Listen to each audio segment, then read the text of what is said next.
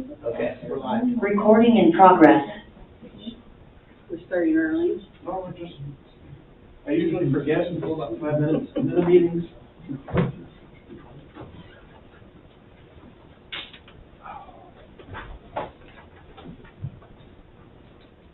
You guys too warm, too cold, just right? I'm good. Just right now, thank you.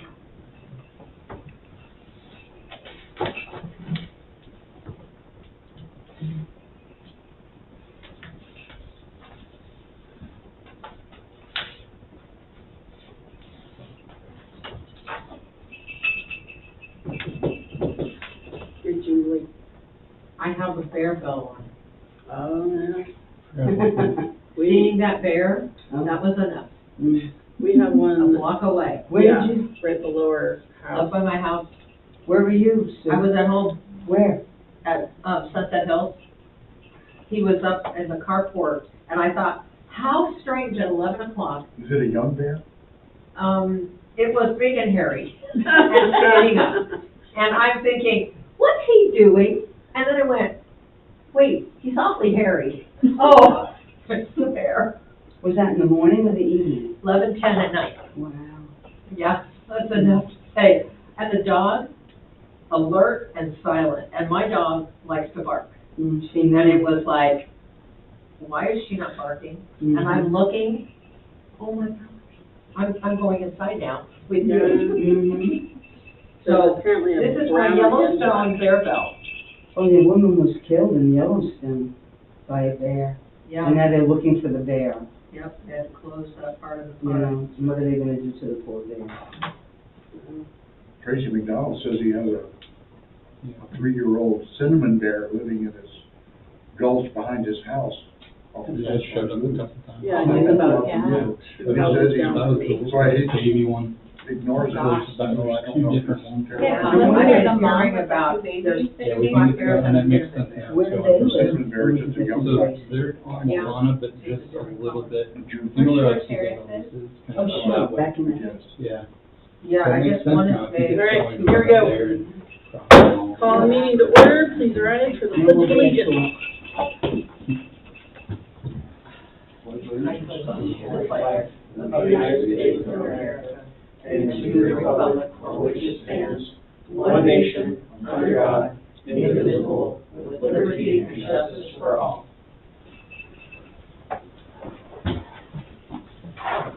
Oh, swearing in of me. Yeah, exciting. Do you want to have the board secretary assist you? You want to swear me in? I would be honored to do that. So what do I get to read?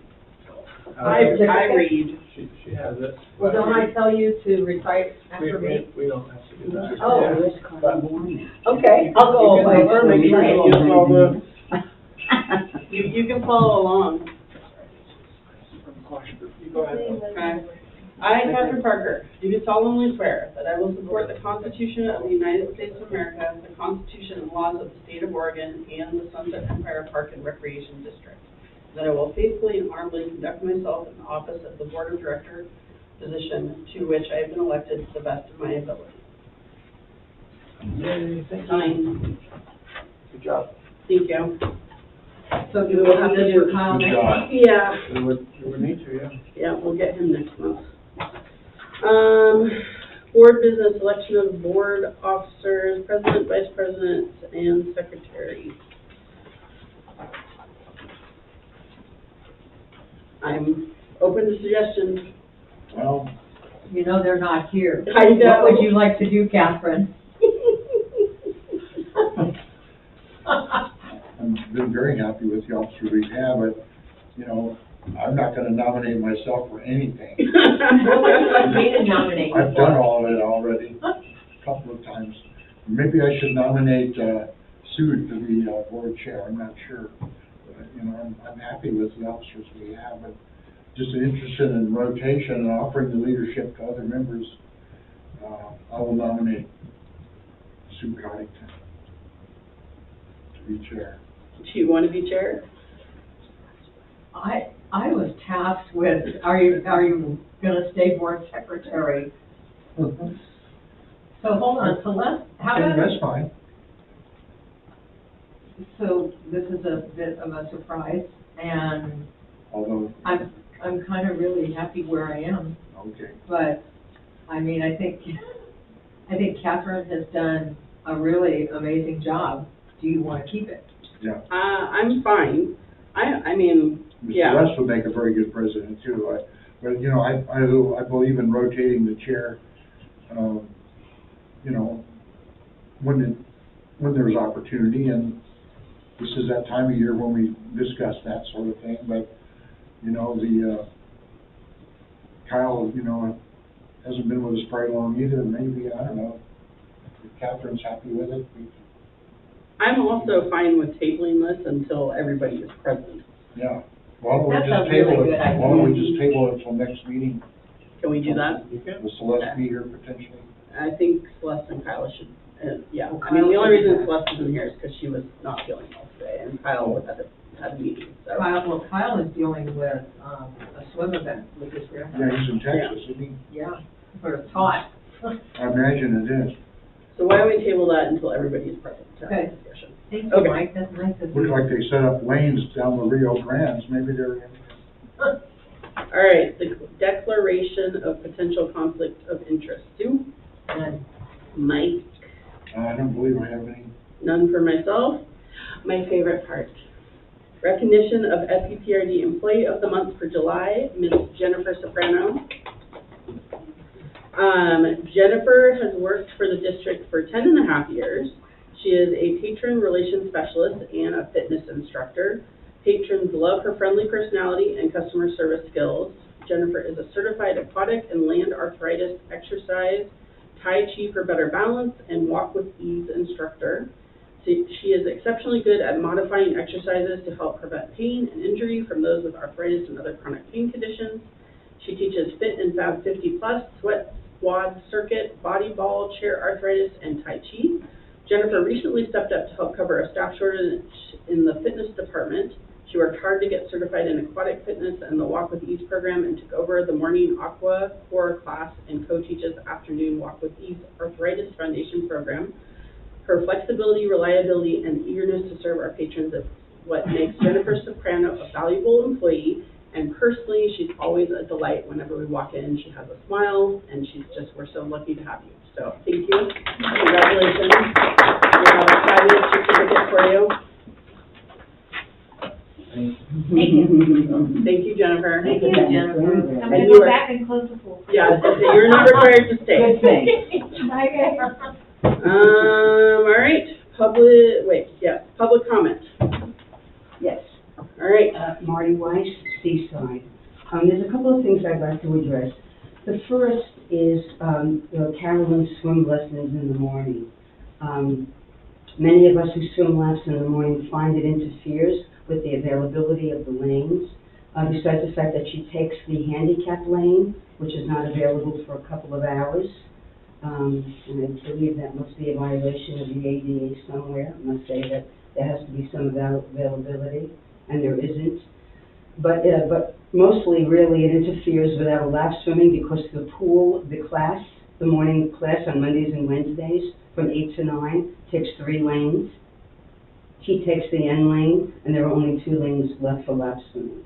So if we could reevaluate her schedule, perhaps schedule her later, maybe her first lesson at 10 rather than 8, that would really be appreciated. And I come on behalf of those of us who swim at that time, do laps. The only other issue I want to address is an email that I sent Skylar regarding an incident that occurred Friday, June 2nd. I missed last month's meeting, otherwise I would have been here.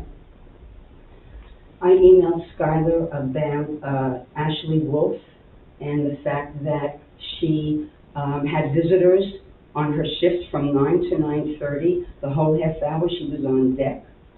First, Zoe Manhire visited with her for about 10 minutes, and then her sister, who is also her supervisor, came and spent the next 20 minutes chatting with her as well. During that time, she had no view of the shallow end of the pool, and because I could not see her, and if I couldn't see her, she couldn't see me. And not that a lot of things happen in the shallow end, but the fact is that the law says she has to have a clear and unobstructed view of the area she's guarding, and she did not. It was days before I heard back from Skylar, and he thanked me for my concern. Well, it was more than a concern, it was more like I was filing a report. And perhaps at that time I should have filed an incident report, but I didn't know about that. Now it's too late to file the incident report because it has to be filed within 72 hours, but that's an egregious thing. And I asked Skylar if maybe she gets preferential treatment because her sister is her boss. You speak out at the beginning of the meeting if there's any potential conflict of interest. Well, her big sister is managing her little sister. I'd see that as a conflict. Nobody else has visitors the whole duration of their shift. I mean, I can't believe that you blew me off that way. And then you refer me to the survey. This needs to be addressed because it starts in increments. First she brings her infant in for others at the pool to take care of. And as he grows, other people are involved in caring for play. Right. You know, my concern is that people are getting away with stuff because they're related to the boss. Thank you, Marty. Thank you. Correspondence. Or any other, do we have anybody online other than Chris? Nope. Okay. I did not see anything in the packet. Did anything, is there anything else? No correspondence. Okay. Approval of board meeting minutes from June 27th.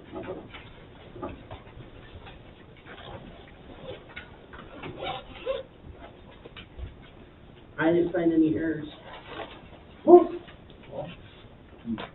I move we accept the minutes. I second. Thank you. All in favor, signify by aye. Opposed, nays. Sue. Aye. Mike. Aye. Aye. Great. Thank you. Review of the financials from June of 2023.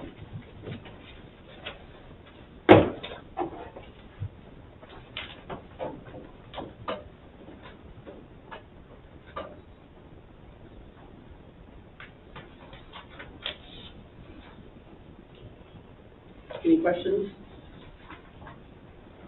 You're giving me an eye, Sue. I just have, go ahead. No, you go No, ahead. it's minor question. Oh, good. Just a new name on the check report. I was curious, where did it go now? I had it marked. Chasing Ebenezer, what is that? It's one of the bands that played at the farmer's market, I think. Oh, that's a band, okay. Interesting. All right, your turn, Sue.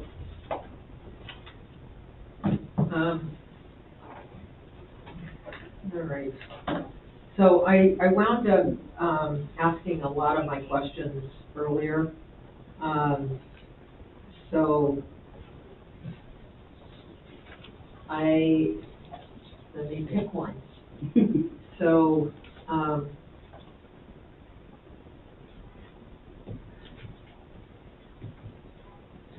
so if we look at expenses under AD materials, so 114%.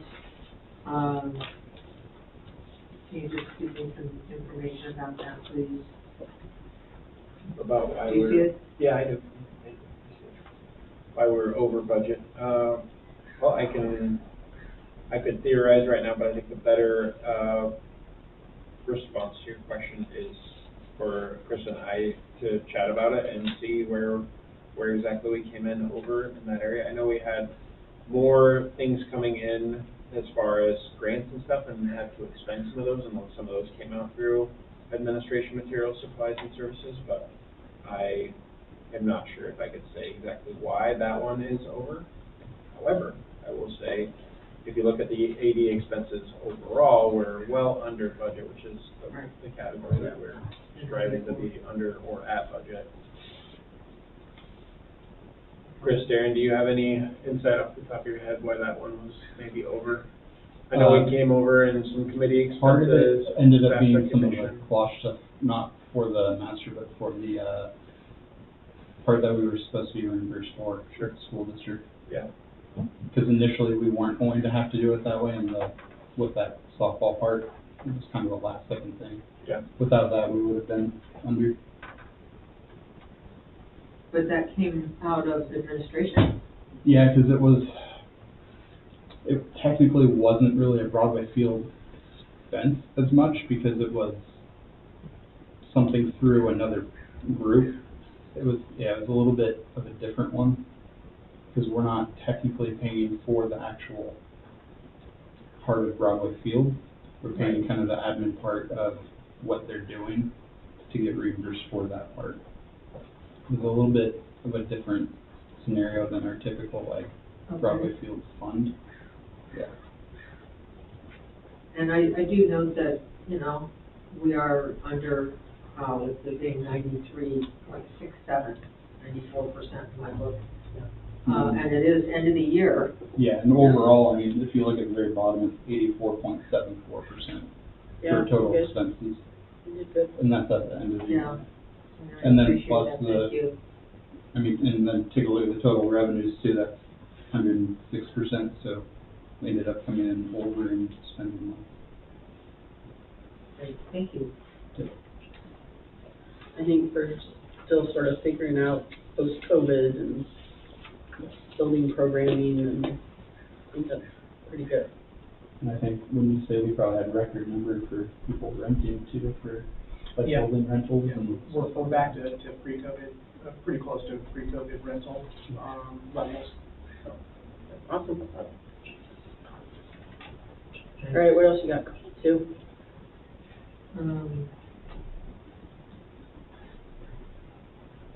Okay, I usually come up with two. You guys are like, all right. So I have the same, well, because I always ask two, so, I guess let me pick the same thing down under youth center, and I know 91.16, that's great. So this is youth center materials, supplies and services at 143%, and the negative 22,000, almost 23,000. Would that be the expenditure for the grant for getting the infant program going? Yeah. So yeah, when we, just to recap, so you probably remember this, but when we budget, we don't necessarily know how much grant revenue is going to come in. And then when it comes in, we need to put it somewhere, and we're able to spend the expenses off of that, off of the grant, and so it balances out, but it counts as revenue and it counts as expense. Okay, thank you. I'm sorry. No, sorry. I'm not used to people Not used to walking. somebody walking that Yeah, way either. it was like, are we secure here? Okay, sorry. I apologize, I was listening. Yeah, you're good. Thank you. Sorry, it looks like there's somebody trying to get into the meeting here.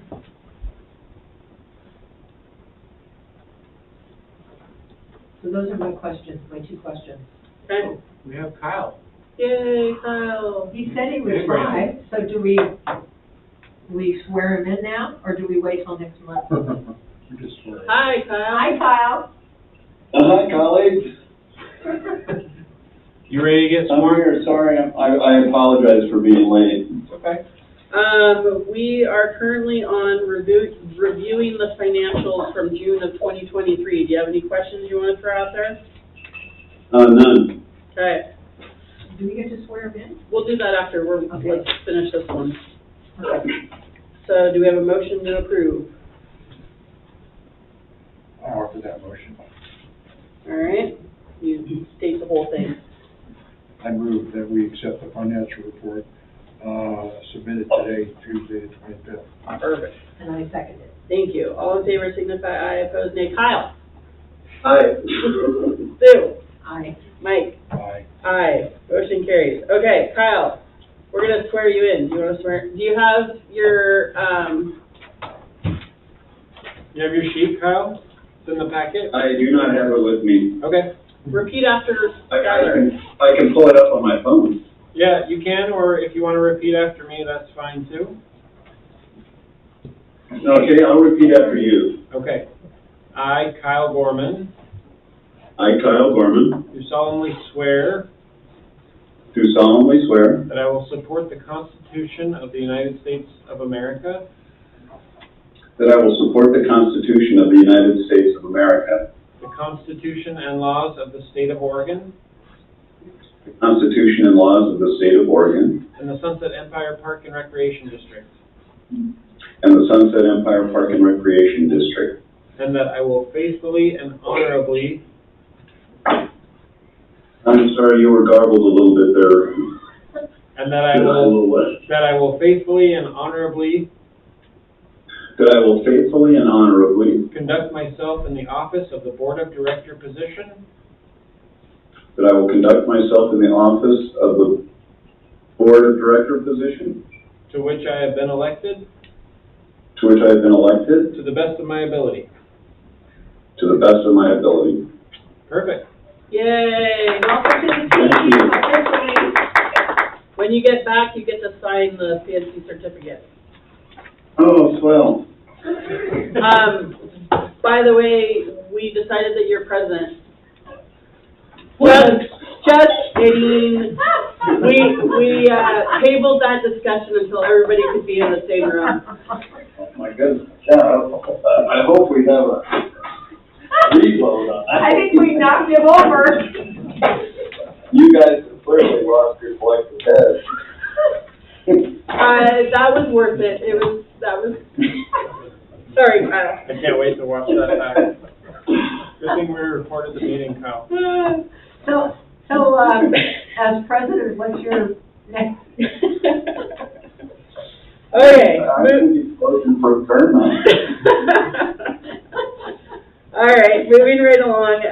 Lindsay was supposed to be our staff presentation, but she has been deployed to Klamath Falls to fight wildland fires, so she is not here. Okay, occupancy update. All right, we have our experts here with us, Chris and Brandon, so I'm gonna just turn some time over to them, and if, Chris or Brandon, if you want the screen, let me know and I can fix that for you, or you can just share, the good news of, your recent work. Thank you. Brandon, you with us? You got audio? Yeah, I'm here with you. Sorry about that. No sweat. Did you want to take the first stab at the change of use updates with the city of Seaside? Yeah, I can do that. So let's see, change of use. Well, let's start with the CUP application. Excuse me, I'm catching my breath. I was having technical difficulties running around the house here. The update is that we submitted a draft application to the city. And actually this morning, Chris and I met with staff and reviewed their initial comments. So we submitted the application end of last week. It went in on Friday. And staff actually did a really fast review and called for a meeting today. So Chris and I did that. We were encouraged, staff in support of the draft application, the narrative. They had some suggestions on how we're calculating a few things regarding parking within the narrative. And they think that we're being a little too conservative. And so we're going to revamp a few things, and then our intention is to actually submit or be in a position to submit the final application within a week. And then, of course, we'll have to wait for a staff report, which typically we would receive a draft, and then they'll schedule the planning commission hearing. And so I think all indication today is positive. Staff support, and again, just looking for a report from them that shows that. The complication here, I think the takeaway for the board and for everyone to understand, there's two things. The Seaside Municipal Code has two clauses in it, or two things that we're kind of up against. And one is that there's a clause in there that basically states that in this situation where you have multiple owners, property owners, multiple uses in a campus environment, again, we all look at SEPRD, the district site, as a campus. And so when we bring in multiple owners, that complicates things. And we want to be very careful that we're not restricting use or putting information in there where it's going to make it where it makes it challenging for a commission to review it and provide judgment or decisions. The other thing that we have here is that you don't really fit in a prescriptive path within the municipal code. So the municipal code is written in a way where it has some ambiguity in it with regards to a recreation facility, a semi-public campus, red campus. And so when you look at that, there's a lot of interpretation or reading between the lines, if you will, in terms of the code's intent. And so we have to write the narrative and describe a position that we think is compliant to the code that doesn't really tell us how to do that. And in this instance, and it's common, this happens, I mean, you can only project so many different types of uses and projects that you want to control and regulate from a code standpoint as a city or a jurisdiction of an authority. So in this case, it would normally go back to a community development director or a planning commission. And in Seaside's case, in their municipal code, it puts it back in the purview of the planning commission. So everything we do here is trying to create a position of the planning commission that states there's multiple owners, multiple uses, and we think we're compliant within a certain interpretation of the code. And so we're putting all of that together, all the nitty-gritty and really how that works in conjunction with city staff, and so we'll be in a pretty good position, again, within a week to move forward with an application. So Chris and I are working to get all the paperwork involved. There's applications, there is fees that are associated with this in terms of an application fee, and so we're pulling all that together, working with Skylar to make sure he's informed and can make good judgment calls and decisions as we move towards submitting the application. So that's the CUP side, and that is the last, if you will, cog in the wheel to get to all three reviewing entities of the city in an approval. So as a reminder, we've got the building department signed off, we've got the fire marshal, fire department signed off, we are now just working through the planning. The other reminder that I put out there is we have the prior softball CUP, so we have to consider that and the conditions and everything that was stated in there and almost build our application on top of that. So that's some finessing and fine tuning that we're also working through with staff currently as well. So I think it's all good, thumbs up. It's just process and takes a little bit of time. Once we have an application in, there's a time clock that starts, and then we are actually just trying to get on the docket for the planning commission. So it could be within a couple months before we would actually be in front of commission and be talking through towards a decision. So what I would, yes sir, I see a hand. I'm sorry, Michael, I'm going. So would you describe how the quote-unquote multiple owners impacts us? Why is there multiple owners? Is it because of the school district coming into play? Is it because of the chamber being on the corner? What's the deal? Great question. Yeah, no, that's a great question. So so when we talk about the campus here, we're going and articulating how the district intends to use the property, right? And the SRC building is contained to one parcel, and so we're focused on that parcel. But when we describe who you are, how you operate, what you're doing, the services you provide, we want to describe it as a campus, right? Because there are a lot of things there, in our opinion, that are generating the use of the buildings, and they all kind of supplement and feed off each other, right?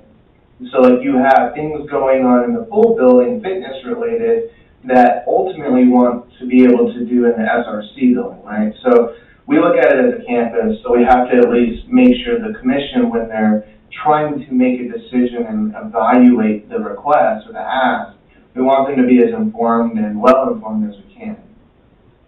So hopefully that answers your question. It's not tied to the other parcel that's being killed out or whatever. It's completely isolated, but again, when we describe who you are in the district, that's what we're trying to get across.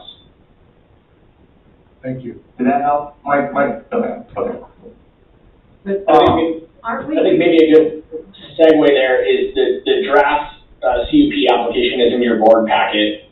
That's what Brandon, myself, and the community development director reviewed today. He made some suggestions, and so we're going to make some tweaks to that, and that's what Brandon's hoping to have out on Friday, maybe mid to late next week. The one thing, Brandon, kind of a question for you is because we are just talking about the parcel that is owned by the Sunset Empire Parks and Rec District, we will be the only people that will need to sign. Whereas on the softball field CUP, we had to sign because it was on our property, correct? So we won't need the other two entities to sign that paperwork. That's correct. Yeah, the softball field, the improvements that they were doing and proposing straddled your property and the district's property. You know, the concern that we've heard, like when we go into this hearing, the concern that we've heard expressed is related to parking. We know that there's a lot of use that goes on, we know there's a lot of events, and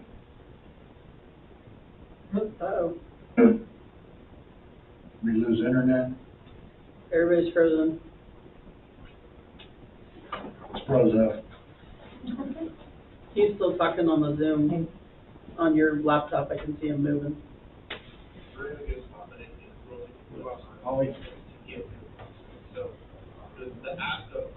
You might tell him to hold on. In the meantime, from now until we get to the hearing, you still have it?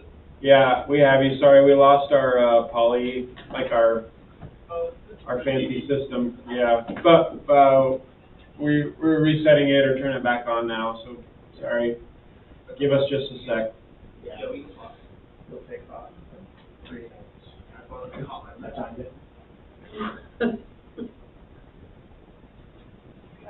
How's the weather in Portland? It was cool today. It actually rained a little bit. Well, in south of Portland, it was raining, so it's actually really nice. And it looks like sunny in Arch Cape. And hot in Texas, Kyle? I think it was about 104 today, but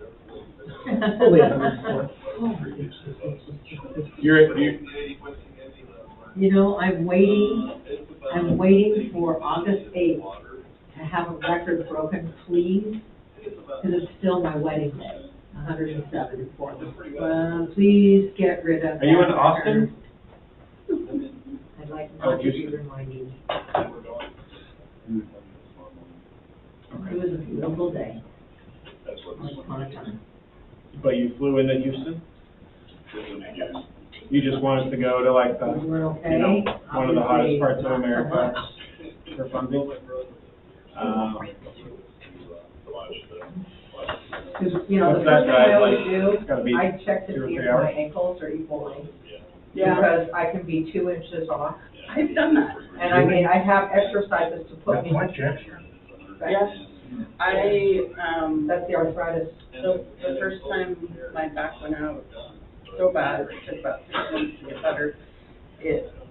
My hip rotated, and it shortened my right leg 1.5 inches, and I had to walk. The system is smart, but it takes a little while to warm up to Just it. the high leg, I couldn't straighten. Darren says it doesn't like my Mac Back lumbar computer, so it shuts down periodically when we're in these And meetings. I have exercises that the I think it's a physical sign therapist that the board meeting should to only put be me 30 back in minutes, so. alignment. And what the cost to me will be is arthritis, because I still have movement. But I can get me in alignment, and the pain, Yeah, It's if you want, relief. Mr. Board Chair. but, oh my goodness. Because there'll be scissor stretches. Would have been even better if today was April Fool's. I don't go to Oh. chiropractor. That would have been good. What's that? Yeah, is meeting over? All right, we're back on. We have those at the school. Share? Brandon, can you say something? Maybe, honestly, Make sure this. Okay, yeah. we have a whole All right, we're pocket good. full of Thank them. you. So, we lost you after talking about the softball field with multiple signers. Yeah, so in the instance of the softball CUP, improvements were straddling your property and school district property, so hence multiple signatures. In this case, we're proposing minimal improvements to the site, but everything's, located within your property. So it just would be the district that would need to sign. And once we have that application, the actual paperwork, we'll pass that around, and Scott will help us figure out who actually will sign for that. Where I was going was between now and the hearing, because it will take a month or two potentially to get on the commission docket. What we're suggesting to staff, you all board members, is messaging, right? We've got, the school district, we've got the city, we've got the parks district, all trying to, operate in one facility, and it will take a team, I think, to address some of these concerns that we'll hear. So talking to your constituents and understanding the messaging that's out there being consistent is the suggestion and ask for you all. And we'll, as we progress through the application, actually getting it in and have a time frame for the hearing, we'll relay all that as soon as we have that information. The other side of the occupancy are the immediate improvements that we're making in the SRC. So Chris and myself, from Christmas Klosh Group, has been working on getting some numbers, some early bid numbers for fire improvements, fire life safety improvements to the building, the replacement of doors, some work to walls. We've also got the preliminary fire alarm design, and we're in the process of putting the bid application, bid packet together on that. So that is forthcoming, and I believe in the packet there's the preliminary design and preliminary drawings. So we're checking those boxes off as well. Can I just ask a quick question about Yeah. You said the parking, they think we're being conservative with parking? And, I mean, Yeah. we pretty much doubled the parking. Like, how much more are they thinking that we need? Opposite. They think we're heavy in the requirement that we've illustrated, right? So we took a very black and white approach. We said any use that's identified that's in the building will generate parking, and we quantify that. So in our mind, that's worst case scenario, right? Okay. And the position there would be that as a district, you would never be able to provide that, right? Between the district, the city, and the parks district and school district, excuse me, you would never be able to provide that. No one's going to come in and build a 5-6-story parking garage, right? So we took a very conservative approach with the calculation, and I felt that was wrong. That we need to dial back. There's not that many uses generating the parking, and we talk ways in which we can articulate that better. Okay. So we think we'll be more in conformance and aligned. And again, we need to do the analysis and the relook at it, get city staff to nod in agreement, and then we'll feel more confident with where the numbers are. So hopefully that clarifies the reference to being conservative. Yeah. Thank Okay. you. Great question. And in regards to the other, the bidding of the initial improvements and the fire alarm, any questions there? Or anything, Chris, from you that I didn't, that you maybe want to supplement?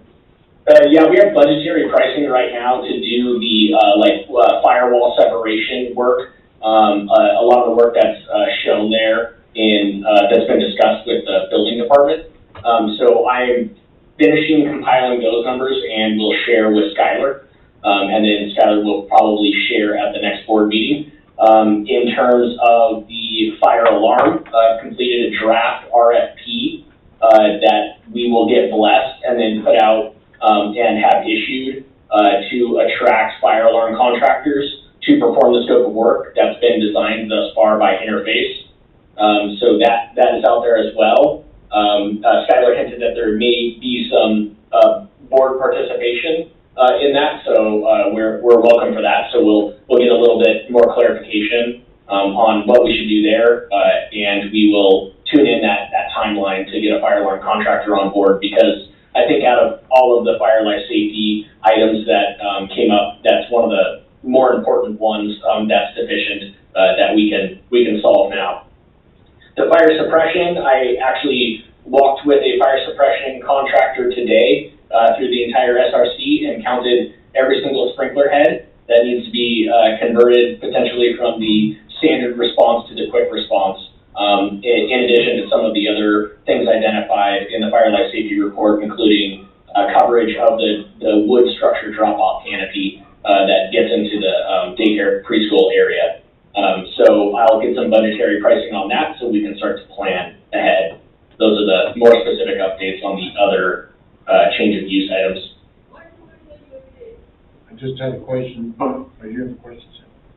Not yet. I mean, I lost track of my question. I had questions about the sprinkler, redo the fire alarm system and all that.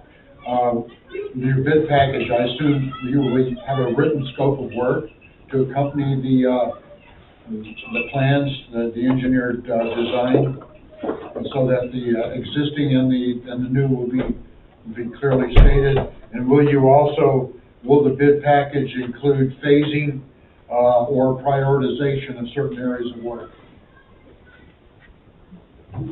Yeah, great questions and input.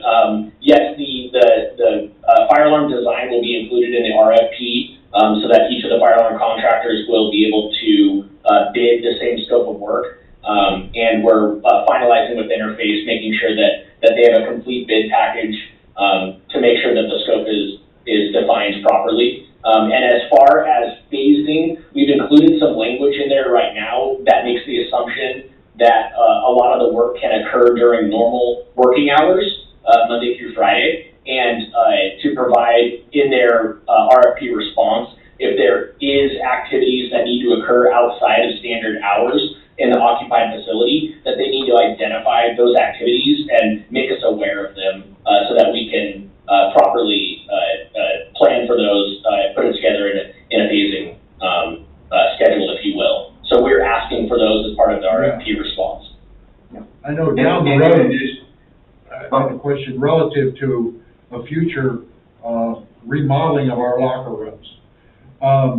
Does this fire sprinkler system, will it anticipate or provide future connectivity or support for remodeling our locker rooms?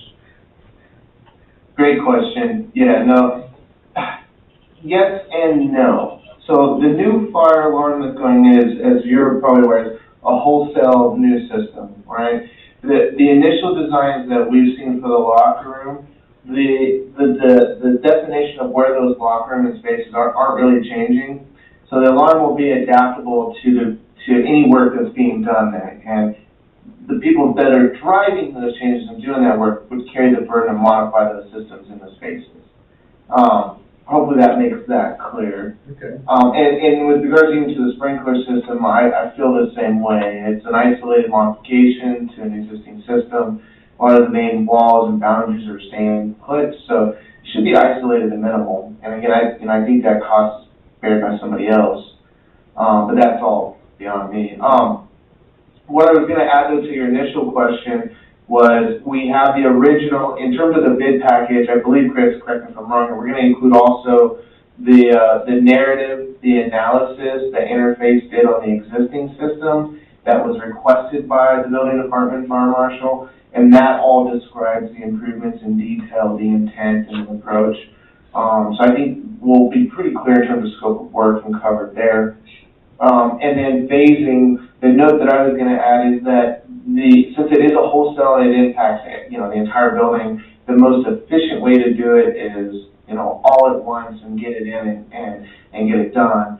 I also think there's a level of expectations of the building department that's what we're doing. We want to protect the entire building so that the district can fully operate everywhere within the building. Okay, thank you. Yes, sir. So Anything else you want? Will the liaison to dealing with the fire marshal and all that, is that all finished? Or waiting until the work's done and then they come back in and evaluate? What do you mean, sorry? Great. Well, Great question. is Genesee gonna be in the building again?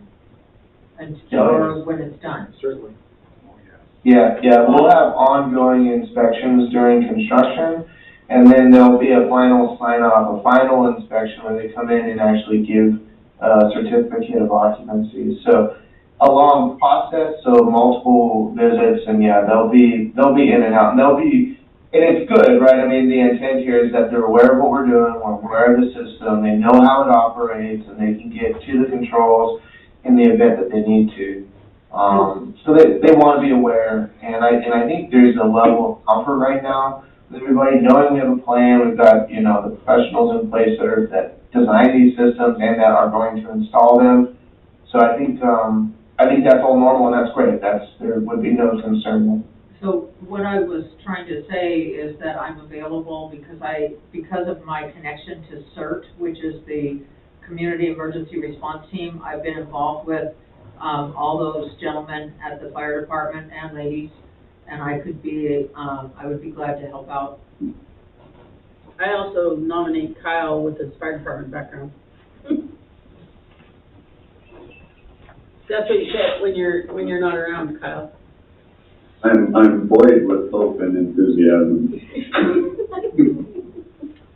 I think that's great. Brandon, Chris, if you wanna, I have some, I guess, perspective or thoughts about this, the RFP. So, but would love to get your insight. So, board, Chris has finished this RFP, which is for the fire alarm services, basically, and we want to try to move this along quickly for lots of reasons, but one, it improves the life safety of the building occupants, including kids and such. So the timeline that he suggested is that we issue the RFP this Friday. And so I wasn't able to include it in the packet, but I have printed copies for you, and Kyle, I can get this to you. I have reviewed the RFP, and I think it seems very appropriate and standard for what we need. And I would like to encourage the board, if they want to take action on this, to support staff working with Chris to issue the RFP and keep to the timeline that he suggested, which, again, issuing it on Friday and then accepting proposals until August 11th, which I think is a Friday. 3 weeks? 2 weeks? That bid opening? Yeah. And just, again, the reason being is even after we've accepted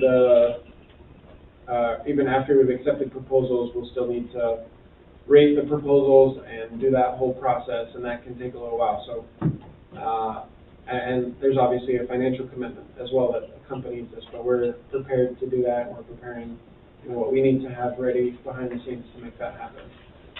I guess what I'm saying is I don't want to delay issuing this proposal, this RFP, until our August meeting, unless the board feels that we need to.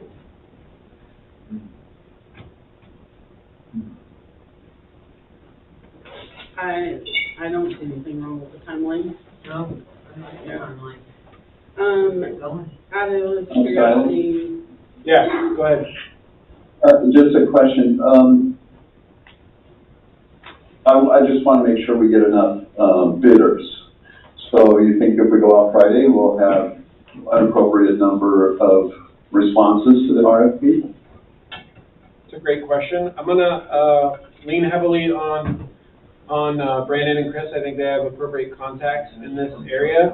We also have one vendor that's worked with Levi on some other fire alarm stuff that I think is going to be interested in bidding. I don't know if they'll bid. So I know we'd have, I guess, just hoping that they would, and then at least one other one that we've worked with closely. We'd have at least two, maybe more. I don't know. Chris, Brandon, any insight on that?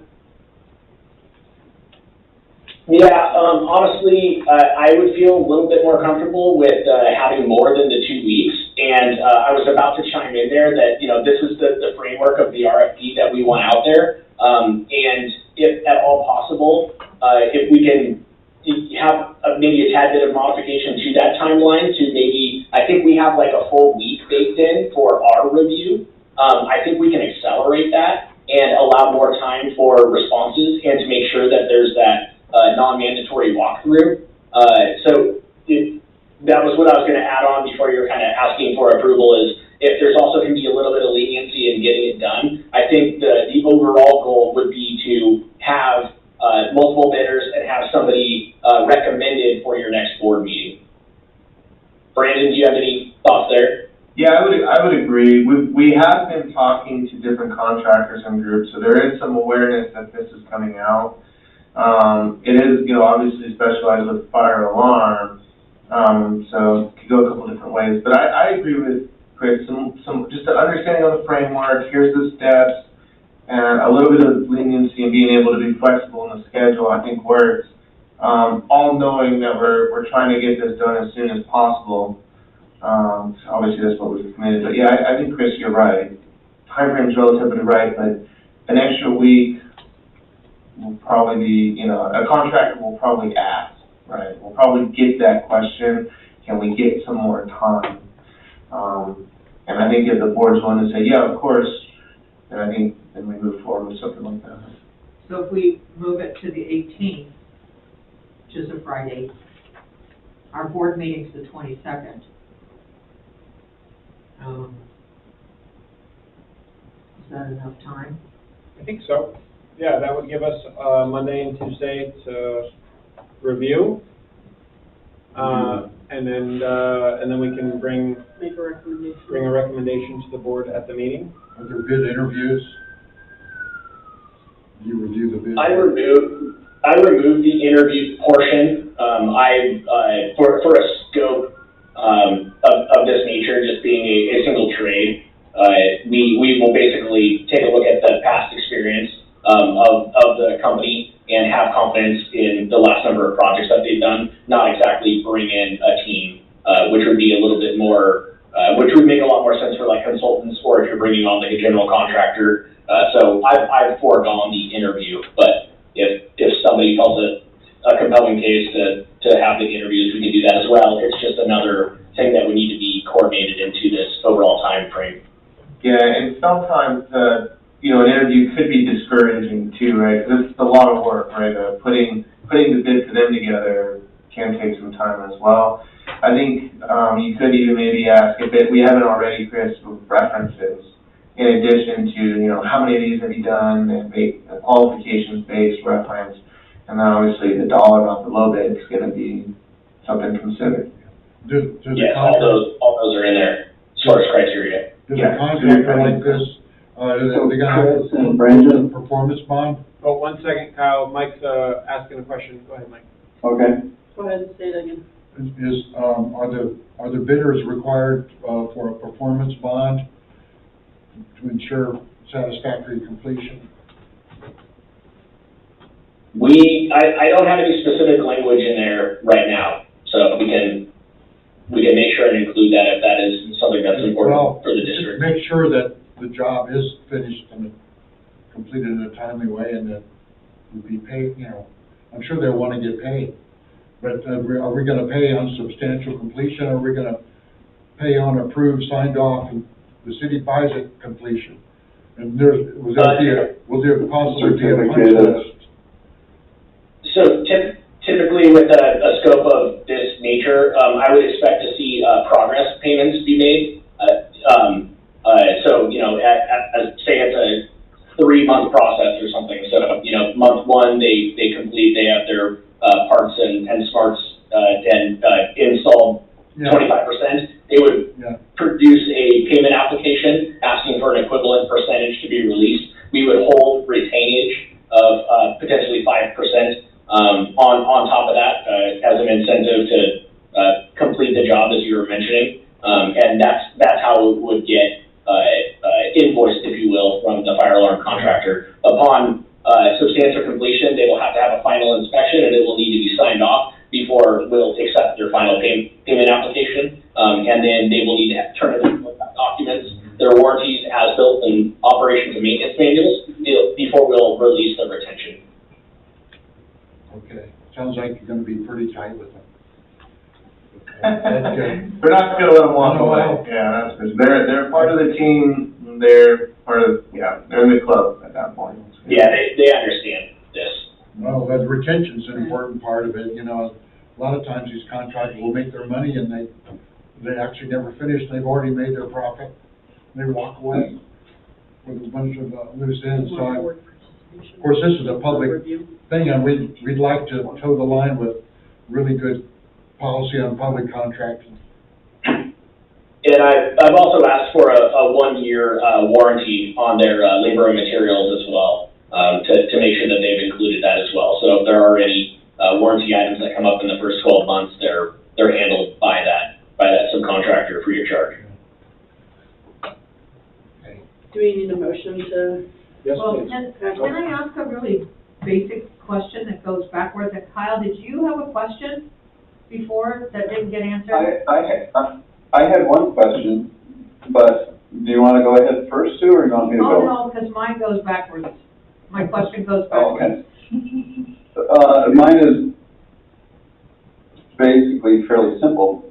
So Brandon and Chris, you have laid out that we have some deficiencies in our building. Those deficiencies present a safety risk that's going to need to be mitigated before people can live there. And you provided us a plan for mitigating that risk. My question is there currently a risk in that building to employees or patrons who are using that building? Yes. Yeah, yes. And that's why the urgency is to get the fire alarm in place. I think we've all acknowledged, we've had multiple meetings with the fire department, marshal and chief, the building department, and we all acknowledge that the fire alarm, after reviewing the analysis and from interface, it's deficient, and it's not up to code. And in terms of protecting the building, the occupants, you are exposed there, and so hence why we're pushing and we're moving. Okay. Yeah, and we've committed that. We all agree. The thing that I will add there to put you back in your seat a little bit, if you're not in it, is that we all agree the fire alarm solves that issue, right? With the amount of exiting, the egress through placement of fire extinguishers and having the alarm with an existing suppression system. That would be a fully protected building at that point. And the belt and suspenders is the quick release heads that they asked and we committed to. So, we're very close. And again, that's why the district is not operating throughout the entire building.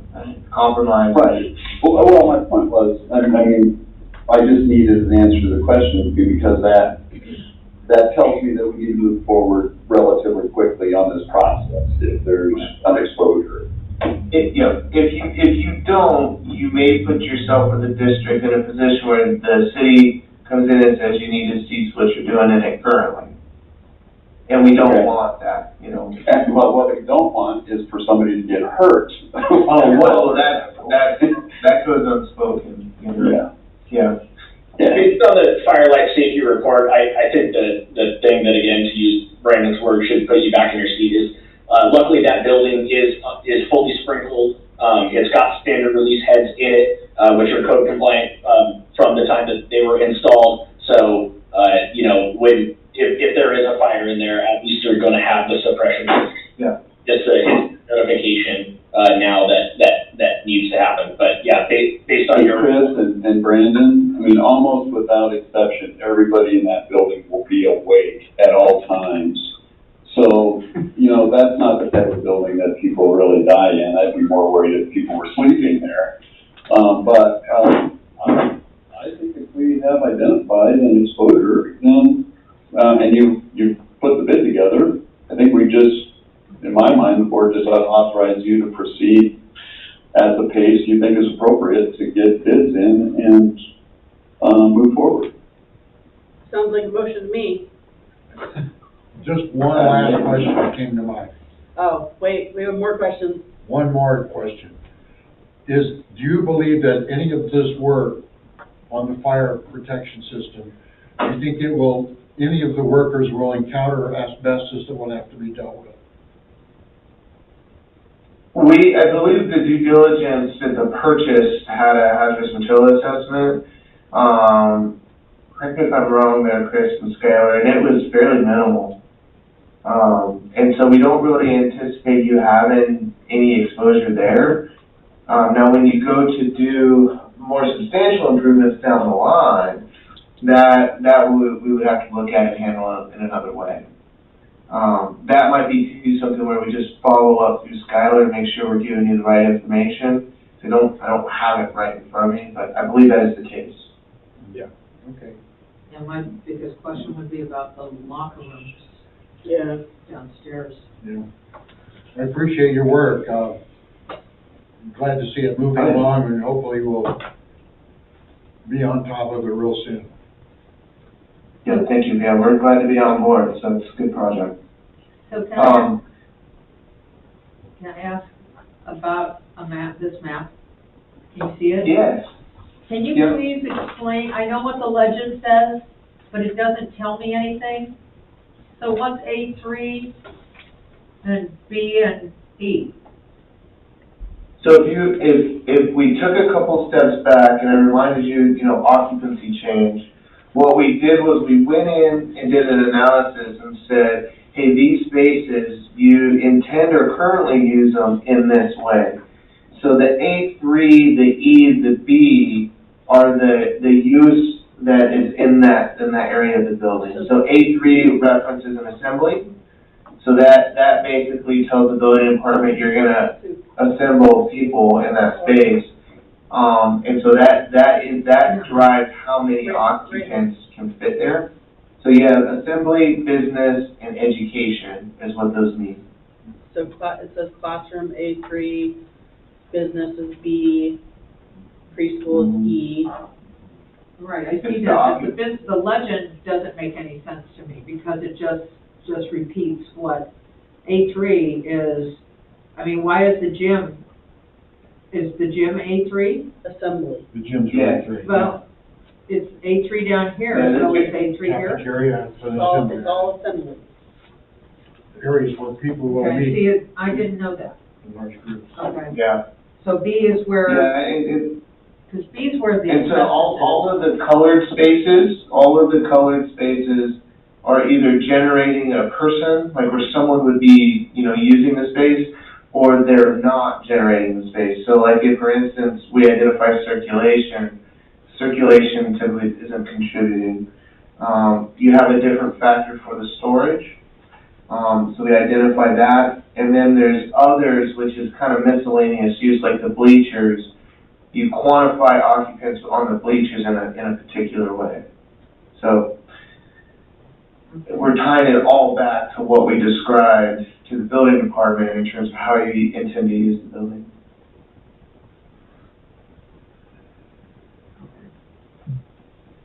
And what I would offer, what we could do is we could set up an offline discussion where I walk you through it in a more comprehensive way and explain it a little bit better. There is some nuance to it, but it's all driven by the state building code. So we have two codes that we're addressing, the state code and then the CSED municipal code. So they are ultimately tied together. One can drive the other, so to speak. Okay. Thank you. Yeah. Yes, of course. All right, any other questions? Okay. No, sir. No, ma'am. No, Madam President. He's looking ahead to Kyle. I know. No, I'm not. I don't, there's the sirs up there, and here's the ladies here. I'm Madam President over here. So I would propose in our motion that we make that we recommend a board representative for the review period, and I would recommend, my personal recommendation would be Kyle. But anyway, Kyle, can you hear that? I can hear that. There's no reason why we can't have two people, is there? that's true. Do you want to nominate somebody to join you? Well, I'm happy to help any way I can. I just figure with your history Just, with the if somebody fire. else wants to help too, yeah, Mike, you wanna, let's team up. I can, or, you know, Celeste might like to do it. I'd be happy to help. We can pick up more help as we go along. But I think we should, Okay. I think we should approve this process here for RFP or whatever, and these plans. I think all 5 of us should go. You can't. so, can't have more than 2. I'll second the motion, and I'll make the motion. Make a motion. That we have Kyle, and we approve these proposals for the CUP and the sprinkler plan, and, that we move along the RFP, put that out there, review those bids, and have Kyle be involved with coordinating with the contractors and the consultants. Do you want that split up, or is that good enough? It's fine. Is that a motion? Sure. Okay. Do we have a second? I will second. All right, thanks, Sue. All in favor, signify aye. Opposed, nay. Sue? Aye. Kyle? Aye. Mike? Aye. Aye. Motion carries. The chair Thank doesn't you have for to your vote. very good work. I don't have to vote? Well, I'm voting anyway. That's the fun part. Thank you. Brandon, Chris, thank you. Yes, Appreciate thank your you very time, much. and, you're welcome to stay if you want, or, Do you want, Skylar, do you want a brief update on the strategic plan? I can give the 30-second clip notes. let's do that, just Yeah. share a little bit of what you Okay. shared about the survey and that stuff. Yeah, so, good stuff on the strategic plan. Survey's been wrapped up. We got over 400 responses, which is excellent. When we first started putting the survey together, we thought that 400 might be achievable, but it felt like it was more of a aspiration. But we hit that number. There was a lot of push by staff that went out over the holiday weekend, and we, the last week, we did a big push, brought in some respondents. SFC is compiling all that. They're currently putting together their gap analysis and recommendations from the survey. Now, they asked for 2 weeks, which was built into the work plan. So that 2 weeks ends this week. So end of this week, early next week, we'll have that report. Our group will review it, kick it out to Skylar and Chris. They'll review it and I'm sure pass it along. And then from there, we've got a couple months of then putting the whole plan together. So that's the update right now. We're in the process of coordinating some site visits. We plan on going to 2 facilities. As we're working through the strategic plan, just to kind of give you some examples and highlight some things that we're hearing on the survey that we want to put out in front of everybody. So we're kind of in that middle point at this stage in the game. Awesome. Thank Yeah. you. Do you know if we got some younger recipients responding? I know we had a lot of older people contributing information, so I'm just wondering if we were able to expand that group age-wise. I believe so, because I think one of the big pushes we got late in the survey, at least in the time frame, was from the school district. So we went to the school district, school board, they put it out through their emailer. So it feels like we got a lot of families, younger, with younger kids, as a push, which I think is obviously very different than a lot of the pickleball that we heard from another certain demographic. So I think we got pretty good coverage. The report and analysis that comes back will have more details and stats on that. I can't quote it at this point, but I feel like we did pretty good. Thank you. Thank you Yeah, very much. okay, thank you, good seeing everybody. Have a good night. Yeah. Bye. For the record, that was me. Good for you. Because, I was at the gym, I was at any meeting I could go to and say So, something about. I had asked them to send it out to the school district, and then they forgot, and then I asked them again, and they did it. And I think Skylar said that after they sent that email that we got about 100, but it's not necessarily from we got that, about 100 in the last week or so, but we also had a boosted Facebook post. So, and the chamber sent it out in their weekly update, and then I think the school one helped a lot. yeah. It was weird because I got on to do it, and then I got frozen out, and so I never got to finish it. I finished mine. Okay. Okay, I have a question. Oh, yeah. I have a question ever so briefly. Is it possible when we get that information back, can we get that data out to the public? Can we let them know what they said? And, you know, I just think it's important that they know that we heard it, and here's what we heard, and here's what you said. yeah. You know, because it's really sort of their time. Isn't that kind of what we do? Yeah, I feel like the last time we did this, we put together a pretty good presentation, or not we, Yeah. Okay. you know, and then we shared that, had it available, you know, in the lobby and send it out and Yeah.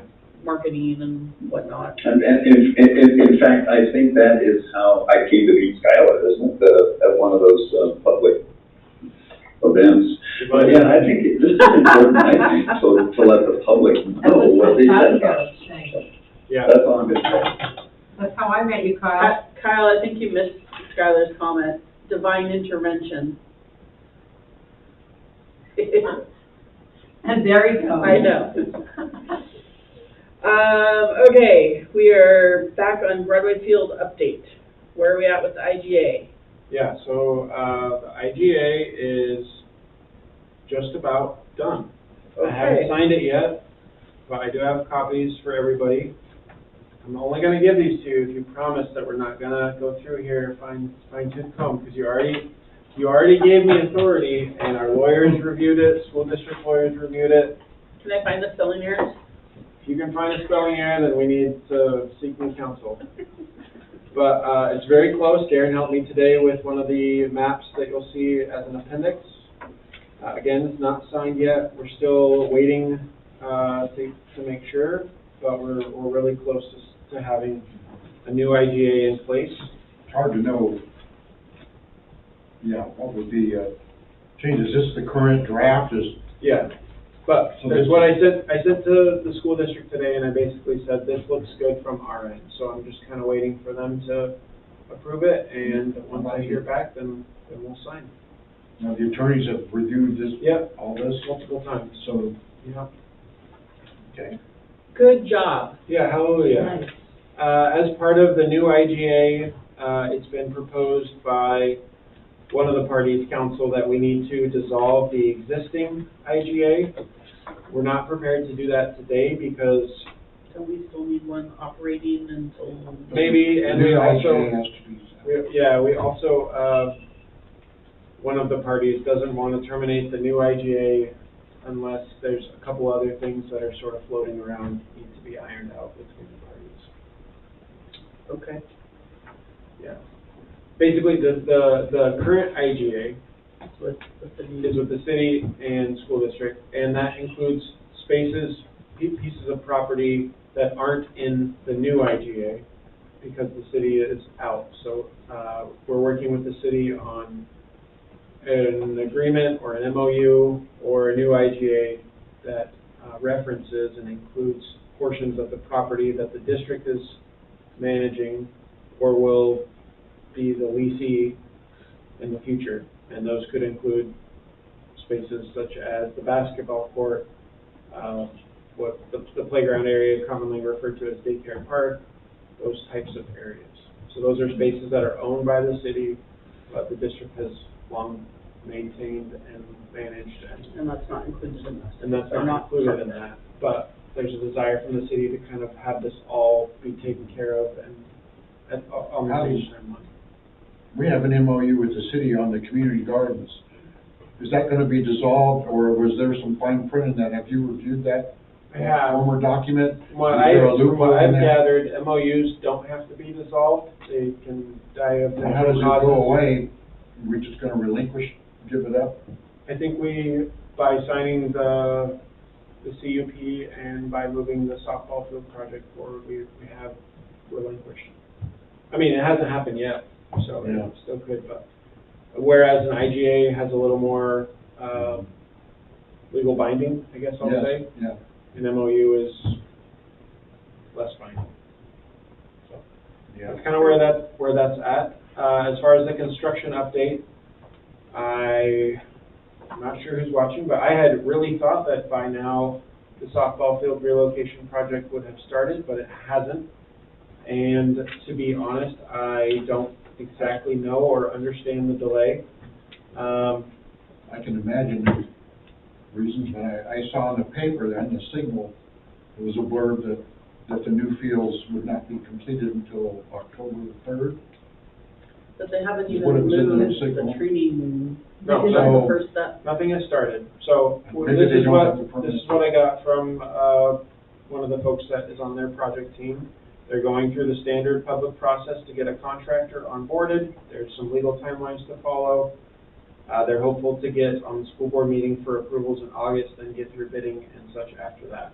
So it sounds like it's still in the works. I am surprised because I thought there was a need, there is a need for them to hurry and get most of the project done before the late fall, winter weather sets in, because spring will be here before you know it, and that's where we expect softball to play next year. And also, I mean, this impacts our property, and it's something that it doesn't feel great having it be up in the air about when it's going to occur. But it's out of our hands for the moment, and we're trying to be flexible as we can. We're not holding up the project in any way that I can tell. I don't think so. They wouldn't be waiting for the IGA to be approved too, before they finish. It's probably No. just bureaucratic stuff, the timeline to get contractors. If they haven't got it to bid, I can understand the problem.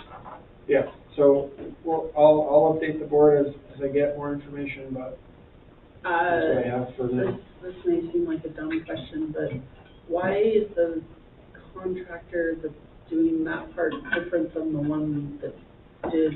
It's not. I think they plan on using the same contractor, but there's probably the scope of work is bigger because it involves the infrastructure improvement, the site work, which is different, and the relocation of the building, which probably isn't going to be done by the field turf company. Probably is going to be done by somebody that moves. Potentially more than one contractor. Yeah. No, Yeah. I don't know, you just kind of would have thought maybe that would have happened. Sure. Yeah. It's just confusing. Yeah. That's my update on It's a that. public bid, they have to follow the public guidelines. I am happy, that If they got a contractor. we're moving forward with the new IGA. Why And, didn't they do that last one? yeah. We'll have some funding coming in to help us with, the expenses that we've been shouldering for a while, and I think a better partnership moving forward, more equitable partnership. And I will say that the existing field, the new turf, is amazing, and it looks really great. I think it turned out a really wonderful project. And we had about 130 kids out there when we had the Portland Timbers soccer free camp. That was a couple weeks ago, and we had some baseball games on the field. For the most part, this is kind of a little bit of a lull in the school district schedule, but once August starts, then there's camps and practices and then games starting here really soon. Maybe you can get the Thorns to come over. That would be great. How'd you arrive at getting the Timbers to come over? It was through Providence. Providence is one of their main sponsors. I don't know if they have the same relationship with the Thorns, but we'd love to have the That's right, Thorns come. Providence Park. Yeah. Excellent. It was an interesting event. Oh, that sounds like a story. Did you say it's the board comment or after the meeting? No, I think it could have been run significantly better, but the kids had fun. That's Mostly. fun, events like that are really kind of fun. It'd be great to get, the Hillsborough Pops over here and play some baseball, Yeah. It'd be great, the kids love those things. Well, and so that particular event, the Timber players themselves, all they did was sign autographs. They weren't teaching or Oh, really? coaching or anything. It was just, I don't know if it's their staff or volunteers or whatever, but they had a whole group of people that they brought with them that were then, running the clinics and things. So it wasn't actually like the Timbers players teaching anything, but the kids still had a great time, and they, got to get out and learn some stuff and play, and, yeah. It was the beginning organization part that was a little frustrating on behalf of the parents and children. We had to stand in line for like over an hour just to get checked in.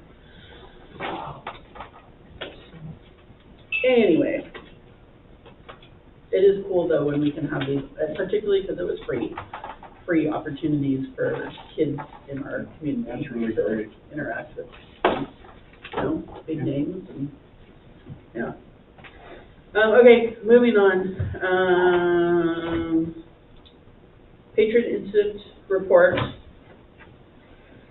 which Skylar has worked very hard on. It's been a process. It's been challenging just because I think whenever you build something from the ground up, it can be, it's hard to sort of find the sweet spot and make sure it meets the expectations of the board as well as internal policies and practices. So I appreciate your feedback from last month. We've adjusted or edited the policy to include 3 sections. The first section is for patrons, the second section would be for staff, and the third section would just be the actual form that folks would fill out. We'd provide the whole policy to any patron that wanted it or that wanted to fill out the form, because we felt like that would be a transparent something. But we, in hearing the feedback from that board last month, we wanted to have some protocols in place for staff to follow and for us to train them on about how to respond to this situation. So a couple other things I will note: we've clarified what our response will be internally, and so we have created what we're calling the Patron Incident Response Team, which includes myself, the HR and admin coordinator Haley, and then one of the executive team members who this concern most applies to. So it could be Darren, it could be Levi, it could be Justin. Probably one of those 3 would join Haley and myself on the Patron Incident Patron Incident Response Team, the PERT, if you will. Another important step that we've taken, Celeste encouraged us, and I thought it was really wise, to develop a online form that folks could fill out, and so that's, I guess, what's the term? It's in beta right now, but it's pretty much ready to go. We've made a couple of edits right now, and I want to credit Isaiah, who you guys know, he got Employee of the Month a few months ago, but is really helpful when it comes to kind of creating some stuff. And so we'll be able to post that link on our page and share that as an opportunity for folks. If they choose not to fill out the form and want to go home and do it on their computer, they can, and they can also do it anonymously, which is important. Mm-hmm. Do we have these just like in the lobby, or do they have to specifically request them from We will have them in the lobby, yeah. So nothing has been printed or done so far. We're waiting kind of for hopefully this meeting to get sort of final sign-off approval. But once that's completed, we'll provide these in the lobby or at the front desk of our facilities. We will also provide some training, especially to our upfront staff, the patron relations specialists, but eventually to all staff, to share with them what our expectations are and what to do. And again, this isn't to say that every patron that has challenge or frustration or negative experience, this is what they should do. This is an option for them to pursue. They may choose to pursue a casual conversation with Darren or a patron relations specialist or myself. They may choose to send an email to the board or to me. They may choose to come to a board meeting as we had public comment tonight and say, this thing is, I don't agree with this thing, or this is frustrating me. But this gives them another option to share, and it also outlines what our process will be if they have a situation that needs, a little more interaction on our part. That way they know that their concerns are being heard and founded, and that we are taking action as appropriate, and not just, you know, the comment was made tonight that we, you know, I blew the patron off, but I don't want our patrons to feel like that. I certainly, that's not a goal of mine. It's not good customer service. So we want our patrons to feel appreciated and respected for sharing those concerns. And this is an appropriate way for them to do that. I might have a couple of questions. I think the online form is a good idea. I wanted to ask some questions about confidentiality. There's no reference to anything on this form that it will be handled in a confidential manner. I'm sure you probably direct staff to handle it somewhat confidentially. Also, Yeah, I wondered. Mike, sorry, if I can stop you, there is section Where is 2, letter O. Yeah. Where? Section 2, letter O. Yeah. It's in the policy. Oh, here's the policy over here. Oh, okay. I missed that. I'm jumping over stuff. It's okay. Anyway, on the form, because I wanted to make sure we handle situations with minors, that, you know, whether an adult was going to fill out the report for the minor, or would a minor teenager, you know, someone under 18 presumably, could they fill this stuff out? Would it be handled? Yeah, I think they could. I think we'd encourage them to. The age group, it says, you know, adult, teen, child. Yeah. Yeah. I didn't Okay. find I just thought the form itself. So far. I just thought the form itself might allude to, you know, whatever confidentiality maybe due them, so that they could have expectations. Okay. That's all. Otherwise, I think I'm pretty good with it. I think this is as thorough as we can be right now, right? Like when you're creating a new policy, new procedure, new anything, you do your best to fit all the pieces and make it work, but then as things, you have to be able to evolve, basically, right? So like, I don't see that this is gonna be locked in stone until the end of time. It's gonna be looked at, reviewed, edited, make changes as things come up, and we go, oh, that didn't work, let's try that. But I think this is, you know, it shows that we are trying, that we care, that we are, you know, wanting to handle these in a consistent, professional manner and provide people an outlet to communicate with us. And I like the sections. I think it makes sense, at least to my brain. Like, this is what the patron does, this is what the staff do, and then here's the whole sheet. Okay. But, Sue, you look like you have comments. I just still don't like the word unsubstantiated, and I know we added the asterisk, but I know that whatever recent situation, I don't think there was a form, but the fact is that the irritation was that they weren't believed. And, you know, there's not a lot that can be done, but I think the word unsubstantiated just, you know, stands out to me as, I mean, I know it's a legal term, and we need to be very careful, but I think, I wish there was a way, like, we find the incident report to be. I don't know that there's necessarily any good way to say, I mean, look, we can thesaurus unsubstantiated, but you know, like, there's no good way to say, we don't find in your favor. What you're talking about, Stu, I think is physical report or hearsay report without physical evidence. All I know is we've got a group of people that are really unhappy, and the thing is, I'm concerned that unhappiness is growing, and it's frustrating to me when people won't come here and say, this is my frustration about that, and so we can't even, I mean, it just stays as, in the background as, irritating noise. And I mean no disrespect, it's just please come and share your frustrations and your concerns so that we can have them transparently, involved and directed and addressed, rather than something that stays in the shadows. And I don't know how to undo anything when I say, please come to the board meeting, come talk to, you know, you talk to me, come talk to the group of us, come talk to Skylar. No, I won't. I can't Okay, fix so that.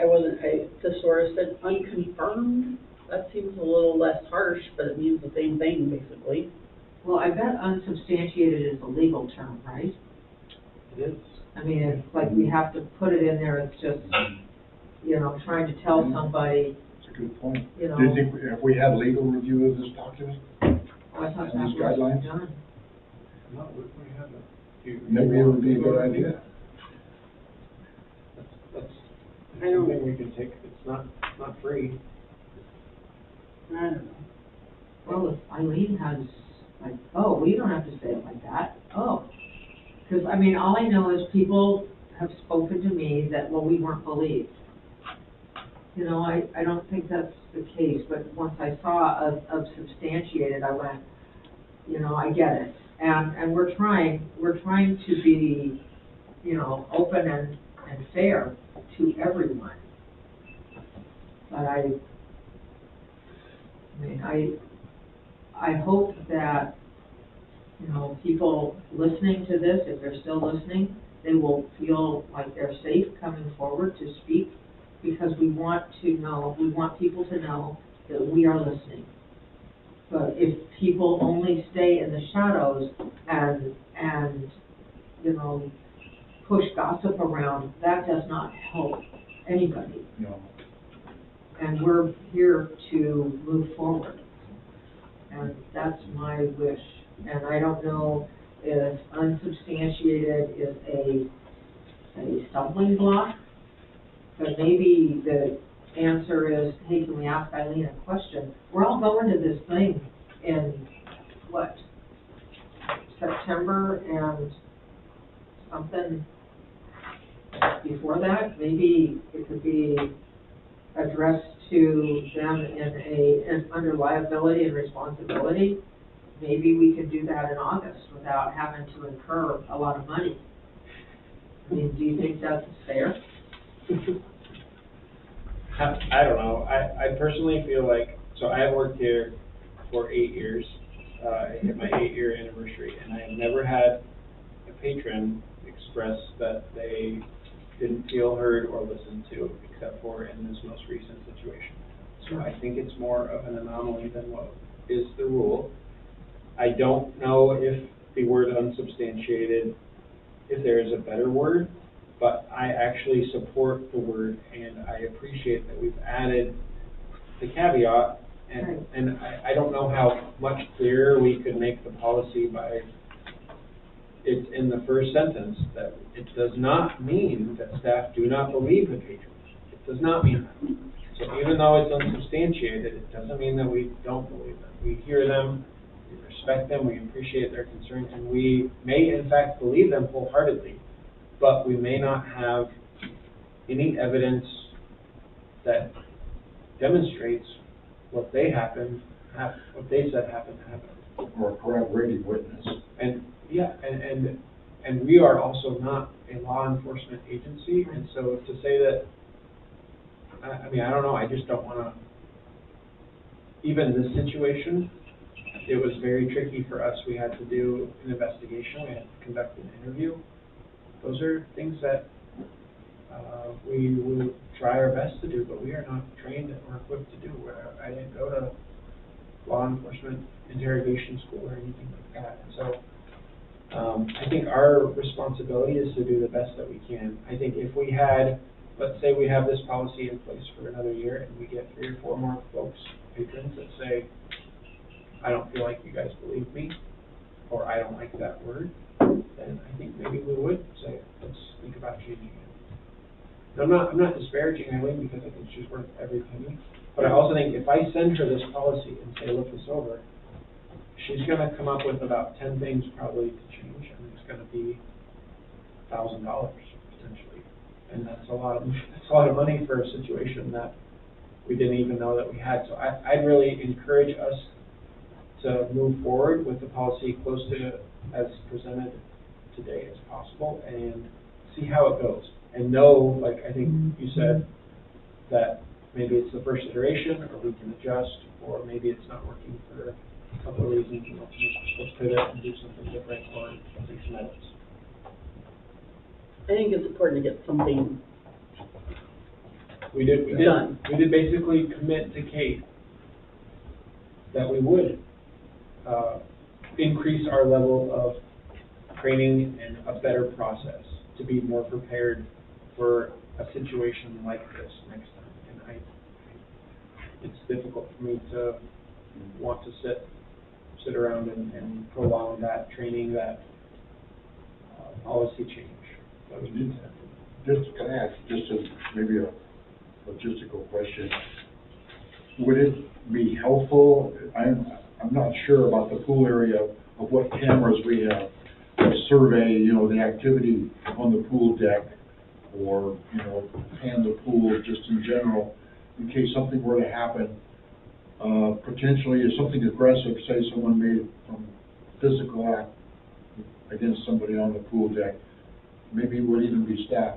Do we have cameras that 24/7 record general activities in the pool that we don't have could be cameras reviewed? in the pool area. We have cameras almost every other place where a situation may arise. I mean, there's no system can see everything, but I think we have a very adequate to above adequate, more than adequate camera security system. And if you look at other agencies, particularly ones of our size, they have far less security measures and camera systems in place.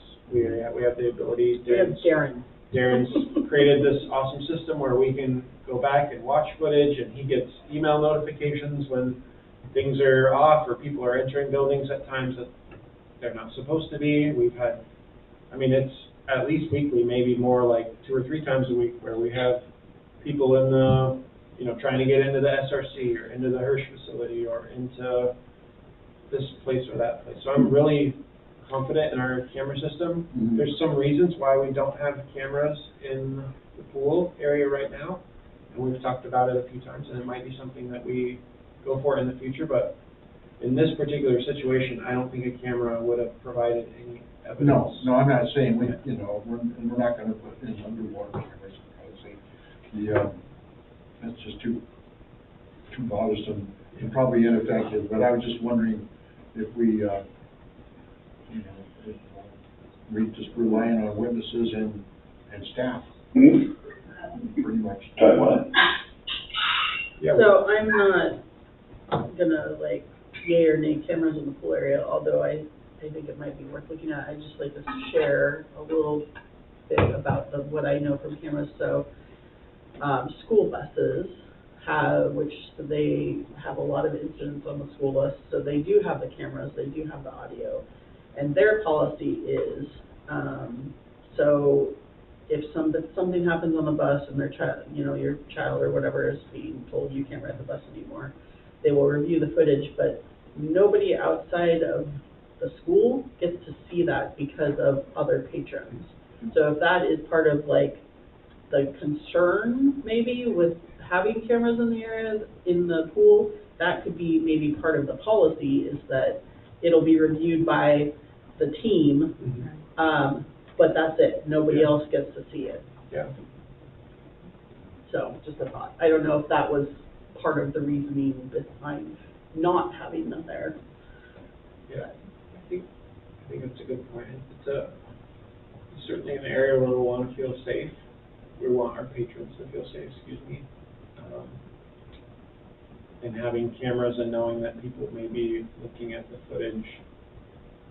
In some ways, it might help patron A actually feel safer, and it might make patron B feel more unsafe, because it's already a very vulnerable space to be in a swimsuit, going swimming, or you know, coming to or from the locker room. And we want, I think we want to be really sensitive of that too.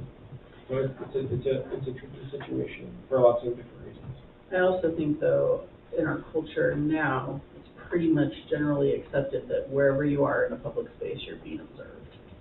Yeah, I think you're right. But I'm not yay or nay, I'm just sharing. Is Yeah, Skylar, except for Except for a public shower. correct. Yeah. Hi, Kyle. or Madam Chair, rather, I'm fine with the language. If you change the language of the document a little bit, I'm fine with that too.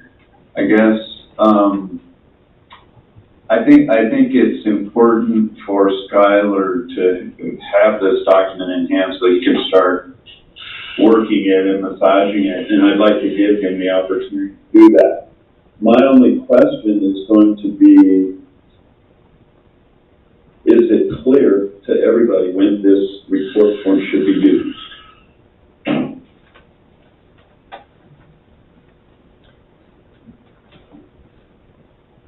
Well, I thought it was interesting that our public speaker, you know, offering comments said, you know, I know I can't fill something out because it's too late, but she is one that, you know, it sounds like she's already aware of a time. But She may have read in the packet, and yeah, I think. There's no timeline on this, though. No, It just there's a says you're gonna timeline for contact them. response. Yeah. Right. So she could still fill it out.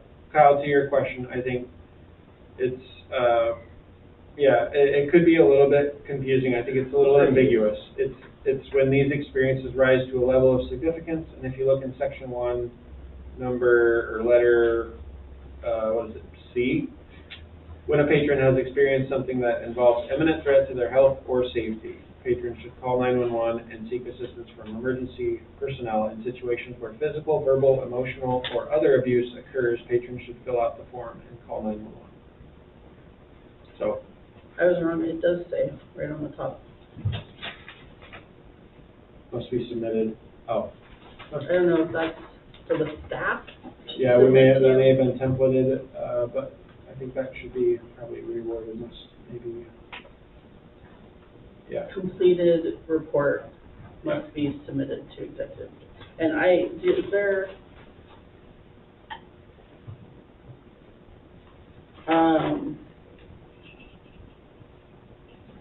a lot of the forms that I develop have like a staff use only section where you can like put report time was received.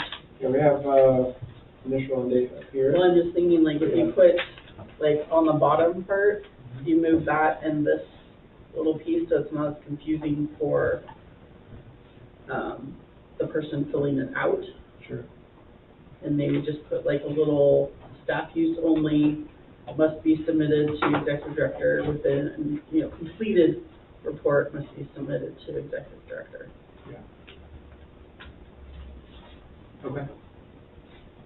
And then that could be also, you could put a little section of like, when you've solved it, or, you know, when you've completed your, Sure. you could put a little, I don't know, whatever. But I just think maybe having a little staff only section might make it a little bit clearer for who's.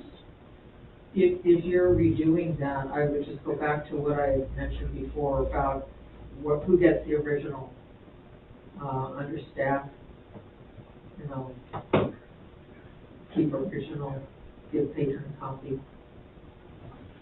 Are you not wanting? Well, I know when we were dealing with triplicate forms to the entity for medics, you were always confused as to, even though it says it, it was like, I need to keep the original and pass the other copies, you know, the yellow and the pink and the, you know, went to these, you know, one went to records and one went to medics. And so it was just helpful to have it spelled out in black and white, so you knew which form went where. Because I can see, if I fill out an incident report, I would want the original. Well, you can't have the original. Yeah, I would definitely prefer that we keep the original just because sometimes photocopies, Yeah. I mean, if it's in pencil, things may not come through. Yeah. I mean, it says, please give the patron a copy of the completed form immediately. And you want, what do you want? You want something Oh, I clear? just mentioned, you know, that, but it sounded like it was all done, but if we're changing the form already, then maybe just write, staff, keep original, please give patron a copy. And that way they don't say, well, I want the original. Just a, it was just a suggestion. Okay, well, I think you're right. I really like, you know, you've got all this space on the back, you know, giving an option for, this is where the staff, respond. And maybe outcome is, I mean, you know. well, you know, yeah. I was just looking at this now, section 2, it says here, upon completion of the patron incident report, the staff will photocopy the submitted form, keep the original, and give the photocopy to the patron. But then line M says, share the photocopy as soon as possible with the patron incident response team. So, Oh, yeah. but you guys, if we're in possession of the original, you would simply, if the photocopy existed, that means it was made for staff to review, perhaps. You follow me? Yeah, I do. It's kind of conflicting. So M should just say share the report as soon as possible.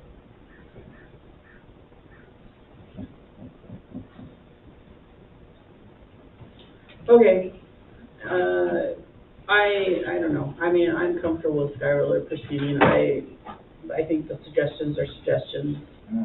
and then we can adjust as necessary, but It's interesting, you know, because this is kind of specific to the pool. Is this going to apply to the SRC also? I don't think this is specific to the pool. Oh, no, it kind of, I know, it started out with an incident. Oh, right, yes. But is this generally a consistent enough approach that would work for the SRC, or any complaint that might arise on the new IGA, the softball field, or in our locker rooms? I think that's the goal. By a school district member. So we'll have application to all of our facilities and the programs. Different? Like vandalism, Yeah. you know, I mean, Okay. type of incident. I just was wondering, you know, if it was comprehensive enough. I mean, again, I think this is one of those kind of trial and error, you know. Yeah, I think you're right, Catherine, and I think we should move it along. And I move that we approve this policy for implementation throughout the district. Thanks, Mike. Do we have a second? Second. Oh, Thanks, Kyle. All in favor signify aye, opposed nay. Sue? I, Kyle? Aye. Mike? Aye. Aye. Thank you for all your hard work. Yeah, it's an interesting thing. But I can Okay. see from the board when I take it apart. Executive Director Review. That's mine. For now, until we nominate Kyle next month. So what we have done in the past, as Skylar pointed out, he's been with us 8 years now. Sucker. What I have done previously is, I send out a completely anonymous 360 review to staff. Well, actually, I don't send it. I send it to Darren, and then Darren sends it out. And I usually give staff a week or two to complete that. I compile that information. I send that to all the board members. We also have a template to fill out, and then Skylar usually compiles kind of a year in review. I don't think you necessarily have to go quite as in-depth as you have done in the past, because you have provided us monthly with our kind of, Yeah, you have your goals. yeah. So, but I do like, you know, there's stuff that you do that isn't on here. So I think that's a good step. My plan is to compile all that information, send it all to the board, have it, let's see. Our next meeting is the 22nd. If I can get that I'll try and get that to everybody maybe by the 16th. And give everybody time to look it over. And then what we did last year, which I liked better than what we did the year before, is where we went to executive session and we kicked out Skylar and he got to take a break. And we kind of compiled everybody's feedback on all of that into one document that came from the whole and complete board, rather than where we had 5 individual voices providing a review. And then, so we compile that document, I take notes, and then we bring Skylar back in and tell him how awesome he is. So, does that sound doable for everybody? I like happy endings. I know. Well, I mean, were we supposed to do that this month? His review? Yeah. Yeah, we usually do it after we elect, get our new, well, we switched it to where we would, yeah. Okay. You just have to wait a month. We're all right. Okay, so that's my plan. Okay, very good. I would just, encourage you, not that Darren is a bad person to send it to, but to utilize the HR coordinator for sending it to. All right.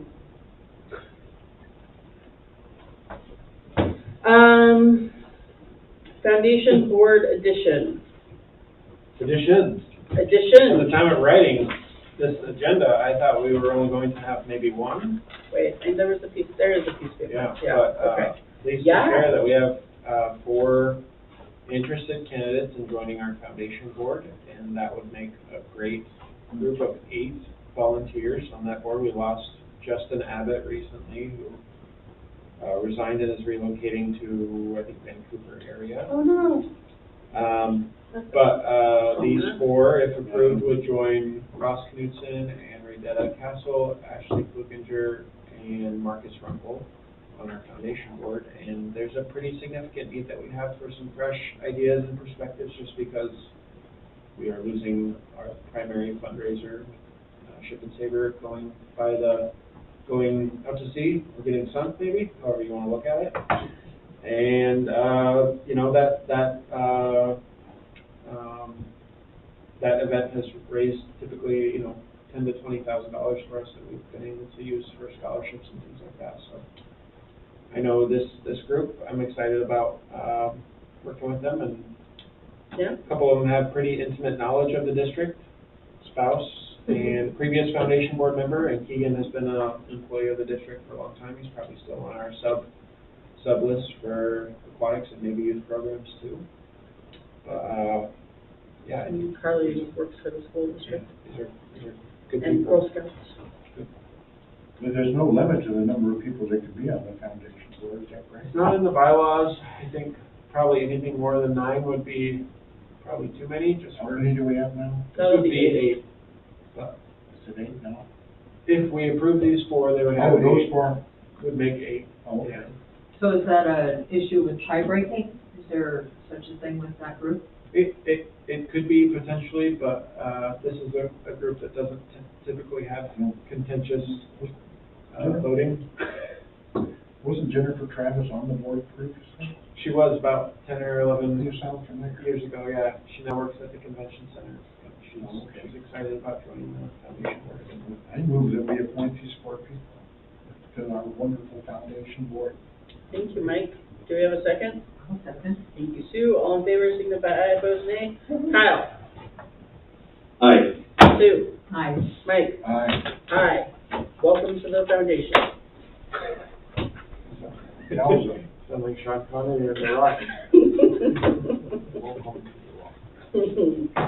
All right, district goals.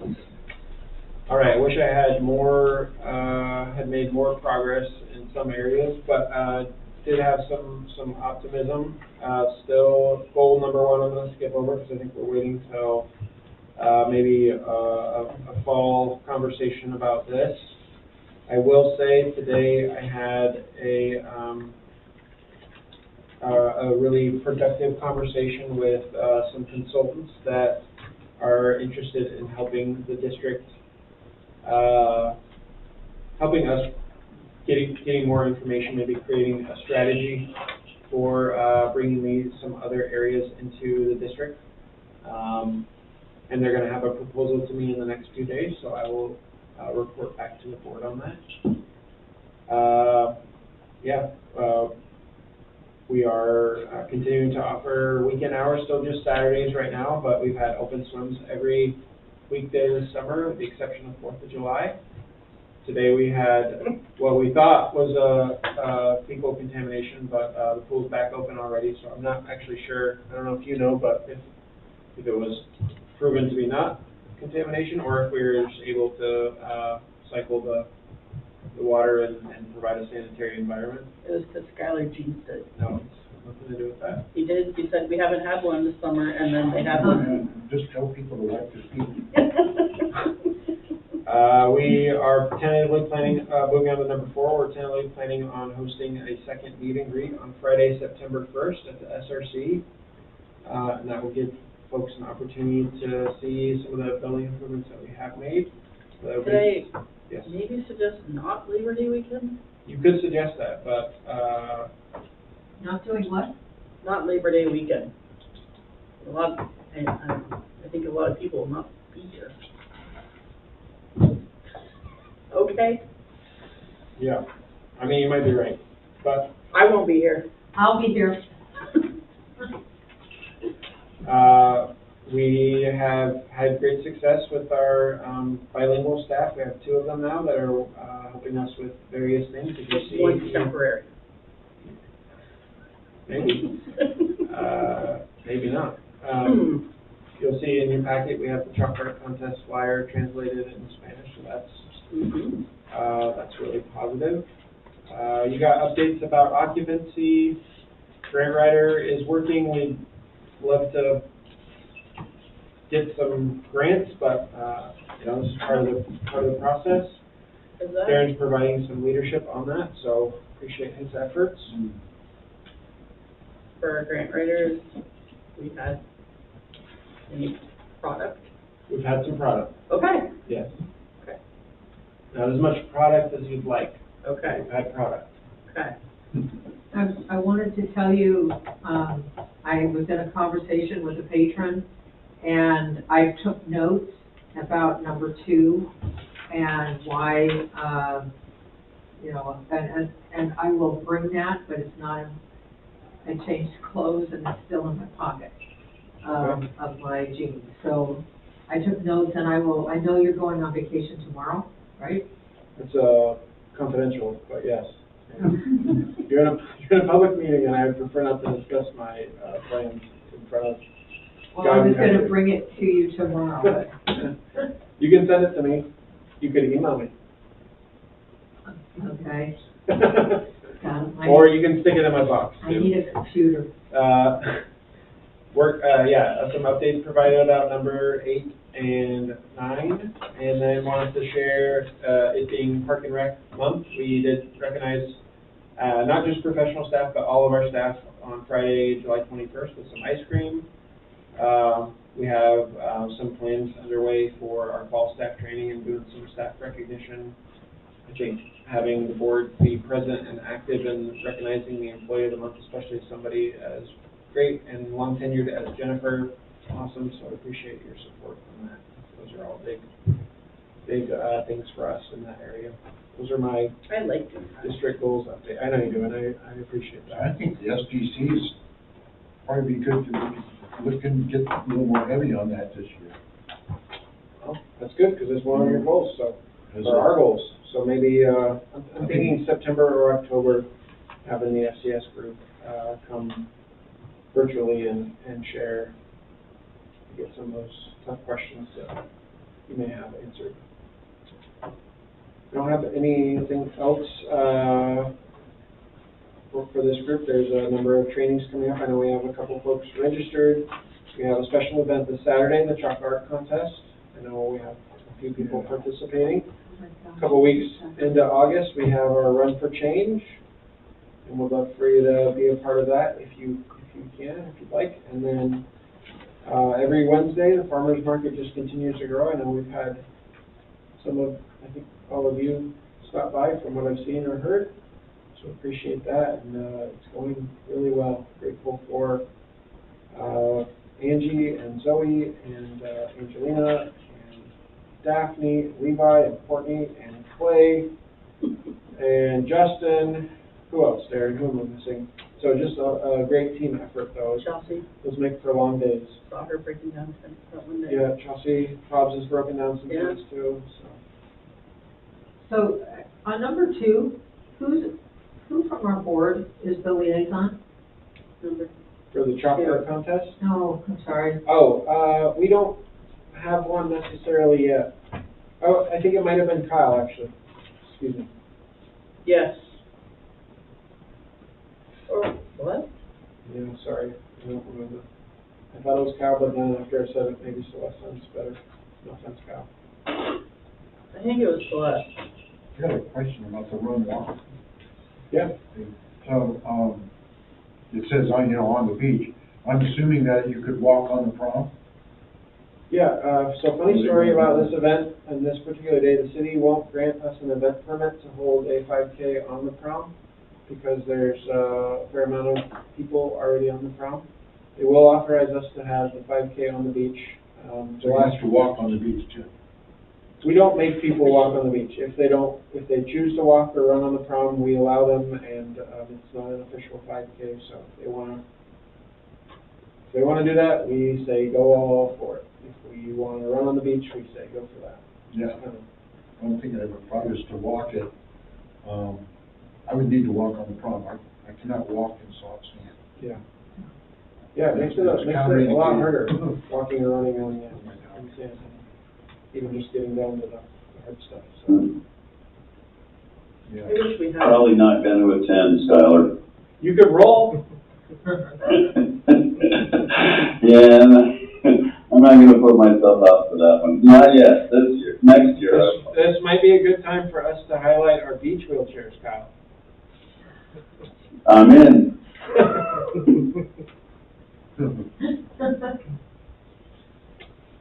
Alright, moving on. Done with the jokes? Yeah. All right. Tired.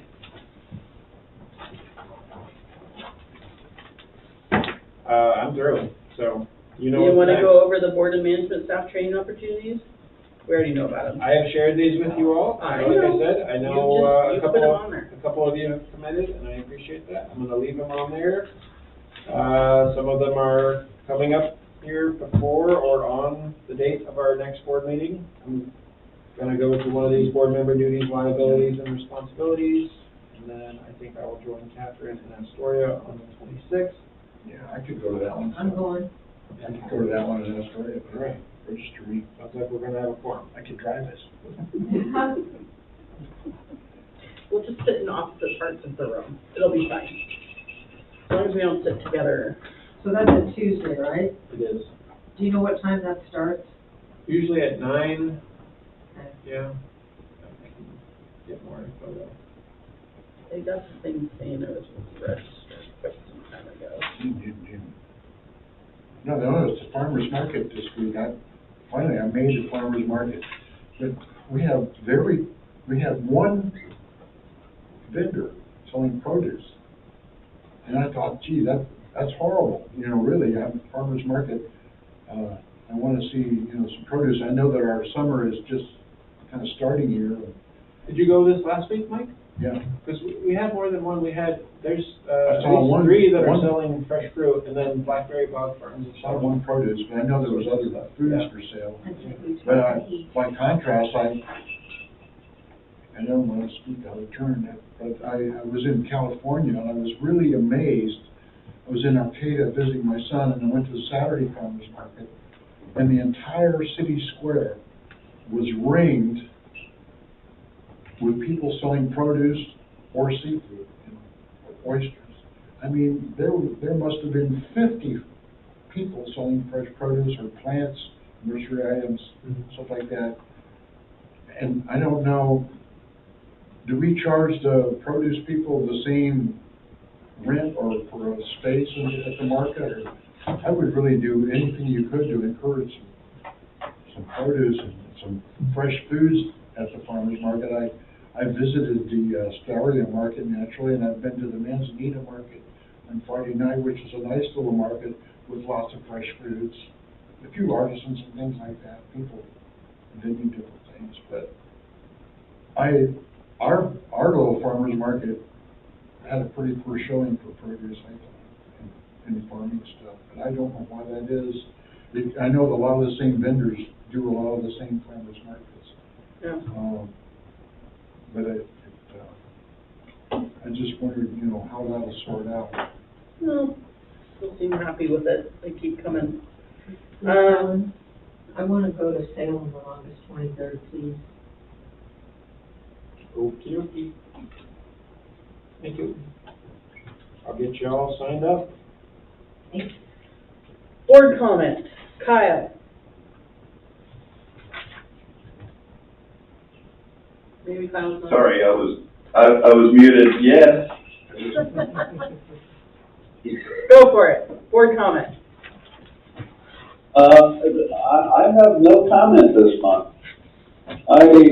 All of my participation was really last month. What I do appreciate is and I'm going to embarrass Skylar here, but what I do appreciate when we talk about the 10 points of light for Skylar, I think those don't nearly reflect the level of effort and what Skylar does. I mean, especially this year with everything that went together with the ball field, that wasn't in Skylar's, measurable performance criteria. And the same is true with all of the building stuff that's going on at the SRC. Skylar, you've done a great job with that stuff, and all that stuff is above and beyond what your regular job duties are. So I appreciate what you're doing, and I know it's not you. I know you got a great staff, but thank you for that. That's all I have. Seconded. Oh, Sue. I want to highlight a couple of things. One, I think, and I do appreciate, Skylar, you're the helm of the ship, and I appreciate the direction you steer us in. But I look at the caliber of people that have been hired. We have five of our children who were taught by Carolyn, age 11 to 14, that are going to zones, and that was announced just yesterday. So I think Lindsay would have included that in her report. And I guess again, she's off fighting fires, commended, to be commended. And so I'm very grateful for the caliber of staff we have here. I am terribly sad to see that Sandy Klumpke is going to finally, I guess, retire in December. And that is, she announced that today at the luncheon, so it is official. And, I realize we have a few months left of her, but I just can't get over. I watched Carolyn today, because I love being in the learner pool and watching what she does. And today she took a 6 or 7 year old little boy who'd never been in the water, and he learned how to get in the water. He learned how to measure how deep the water is. He learned basic skills that we take for granted that our 6 and 7 month old kids get to be exposed to. And this child was terrified, and you watched him learn to trust her, and then learn to trust to get in the water. Her dad was there. I was really proud to watch that, and then to hear that, she's got, on the other end of that capability is the skill that, 5 kids that she has been teaching are going to zones. That's just something to really be commended. And I think there's a lot of skills that our people have that we just don't really get to see how well they interact with our community of patrons. And I think we're awfully lucky to have the people that identify the skills to retain staff and to, you know, as well as to hire them. And I am just really grateful to be part of this district, and I'm just so very proud of Carolyn, and I told her that today for what she's doing. And I think, you know, Sandy has been somebody that, she's the person that pushed me to join the board. And so I will miss her when she leaves, but I am very grateful that she's been here to have as popular a class as she has. And whoever follows in her footsteps, you know, will build a following as well, because we're not here to look at yesterday's laurels. We look at moving forward and building up. So I'm very grateful, Skylar, that you ran that ship, and thank you. You don't hear that from me enough. Thanks, Sue. Mike? So, well, I've had a couple of comments already. I'm happy to be here. I've kind of been reluctant to use the pool lately. I have to confess, I've been worried about being in the pool area without my hearing aids or them getting wet, so I tend to avoid the pool and swimming, because I don't know what it would be like if I was in the pool area and I could not hear the lifeguard yelling at me or something like that. But I worry about. We have some very loud lifeguards, Mike. Yeah, well, it can get loud in the pool sometimes, but the acoustic stuff we did do made that much better a few years ago. But appreciate everybody on the board. Kyle, hope you're mending. Hope your daughter is doing fantastic. And what was it? Your granddaughter. Granddaughter. There you go. Thank you, Scott, for you do an awful lot of work. Managing the SRC and getting through the IGA and all this stuff is yet to be tested with the remainder of the work to be done, but I think you're doing a great job so far. Thanks, Mike. I would just like to say congratulations again to Jennifer Soprano. I think she's a very deserving employee of the month. Always friendly when we come in. And reiterate everybody else, Skylar, I think you've done great. I'm excited to see that we're on track, or not on track, but making progress with the occupancy process, and that we have, you know, putting forward plans for the fire department system, or fire suppression system, you know, moving right along. So yeah, I appreciate everybody being here, and thank you. We will see you next month. Being adjourned.